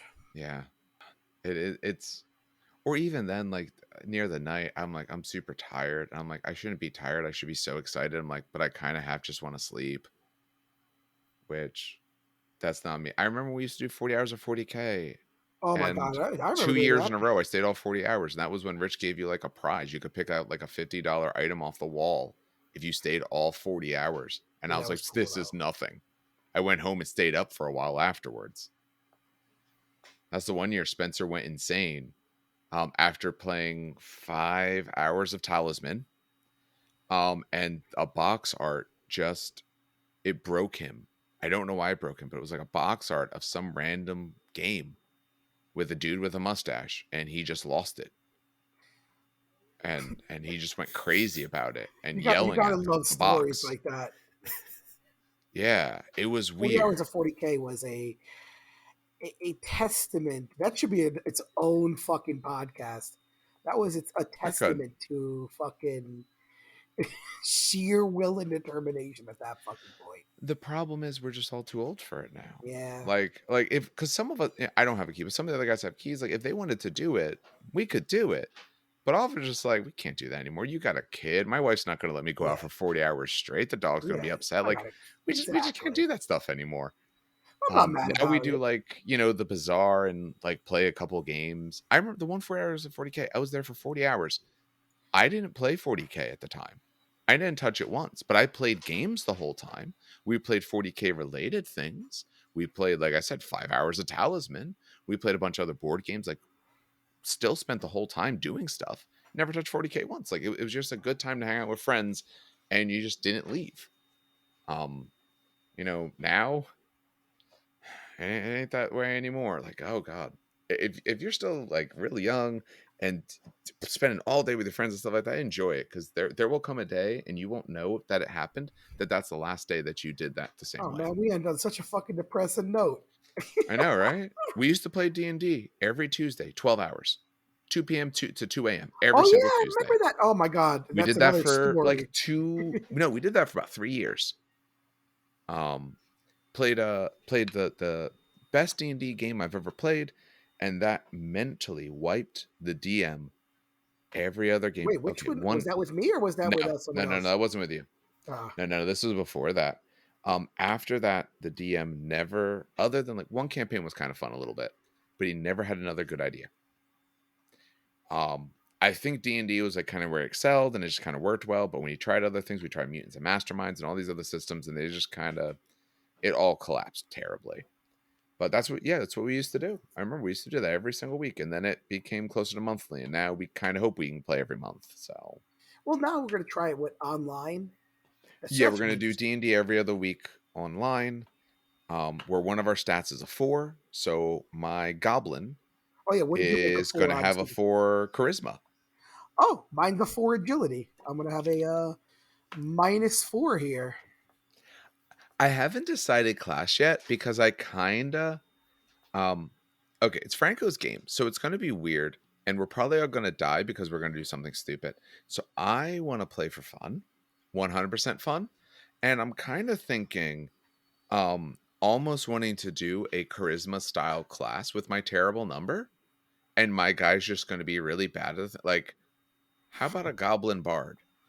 but like everyone hates my songs because I'm a goblin. So I'm just screaming the worst sounds on a terrible instrument. So I'm not going to be good at those things. But I'll make it where I have like a cool sword so I can still do something. Like I'm half tempted to kind of be terrible and have fun with that and just see how it goes. Or like Franco said, a Kender, but I'm going to play the Kender who, yeah, if you're not watching out for me, I'm going to be using our treasure as weapons because it's meaningless. It's a rock. I don't care about rocks. It's a rock like any other rock. So I think I might do something just dumb, and I think I'm going to enjoy that, um, because you don't often get to do that in D&D or these sort of settings. We are definitely not a murder hobo group. well, We are well, okay. The let's. goal is not to be a murder hobo group. The goal is to play it much more for the fun. And let's face it, we did a different campaign with Franco, and we all died to a giant gingerbread man. No, was that no, no, no, no, no, no? No, It was we a did. pastry man, sir. It was a pastry Yes, but man, it's the sir. gingerbread man who killed us from I the thought it was the pastry pastry man mancer. that killed us. Yes. Yeah, the wizard was a pastry mancer, which sounds exactly like Uh, is what everyone thinks it sounds like. yes, it is. Um, so like I don't expect the game to go on terribly long. Maybe we play a different after it. So you know what? I want to do something that's fun. If my character dies or is too bad, I'll just roll someone new. But I haven't decided yet. But I think I'm gonna do something real stupid. Either that or I want to do my half orc thief, where I'm actually gonna be a barbarian and I'm gonna put points into intimidate and things like that. So if I don't want someone to spot me, I'm gonna intimidate them and scream at them that they didn't see me. So they just leave and walk away, or just so I'm tough enough that I can tank the hits from traps and say, "Oh yeah, I disarmed it. You're bleeding. It's disarmed. What's your problem?" This is what thieves do. So I haven't decided yet, but I'm gonna do something stupid, and it's gonna be fun. So, all right, we're keeping Steve from cake. So let's close it Yes. out. We do want to thank everyone for listening who does. I said I do have an episode in the can that I'm going to try to get out this week, related to Knights. The only reason it hasn't come out is because we recorded in several different pieces, so I had to arrange all the pieces. And honestly, I've just been lazy about doing that. I've been way too busy with other stuff. I was away the whole weekend, so we do have that. Next week, we want to get back into doing Primarchs. We want to do the trader side. And yes, before anyone asks, don't worry, I've heard all the jokes about putting Lionel Johnson on the trader side or doing Alfarius as his own episode. So all that stuff's been covered. You don't have to worry. All that's been done. Once that's done, we're going to get pretty close to the end of the year. So maybe we'll finish out with some of some Primarch rankings, some Primarch fighting. And then once we get into the new year, that would be a good time for us to get to some of these books that we missed. In particular, I think we might want to go to the Liber Imperium first, or Imperialis, or whatever the hell they call it, because that one might be a little more common for people. Then we'll get to Mechanicum. And And actually, we'll, it's much more plastic. I should point out as well. yes, yeah, that's the big thing. Yes. It's a You lot more can literally plastic. run majority plastic custodians, majority plastic solar rocks, majority plastic sisters. Sisters of Solar Silence. Ox is more of a counts as, but yes, definitely. Yeah, Well, you would no, still because be now remember fine. they rolled in. Just a little side note for those who don't know what I'm talking about. Okay. They rolled in not militia, penal Yeah. legions Yes. into it, so you can So run there's now normal penal guards. Solar Auxilla, Yeah, feral Solar Auxilla. It's so you could technically interesting. take Imperial Guard and use them, which is really Yeah. nice. So that's probably what we'll get to. That'll probably be what we start in the new year. But the plan is to go through that next. Mechanicum we'll get to. We can discuss some of the changes that some of these groups are doing as well, because I think that would be interesting. But that's sort of our plan. There's some other videos I'd like to put out, and we'll see as those go, especially as we get close to Christmas. I don't want to promise anything now that we're 20 days away from it. I don't know exactly what I'll get out between now and then. But remember, so we are on any podcatcher you listen to. We also put all this out on YouTube. As always, like, share, subscribe. All those sort of things really do help us out. When we get into the new year, I want to have the time where we have our Discord fully launched. We want to be able to do I have a giveaway plan, some other stuff like that. So we really want to be able to start, the year strong. So that's sort of our idea. If you want to reach out to us, we do have the Facebook page that is up and running now. That's a great place to keep in contact with the things that we're doing. You can also reach out to our email, trainkickersnj@gmail.com. And shortly, the Discord will be up so we can also talk to people through there. All right, I won't belabor the point anymore. So, on behalf of everyone here at the show, have some good hobbying and some great gaming.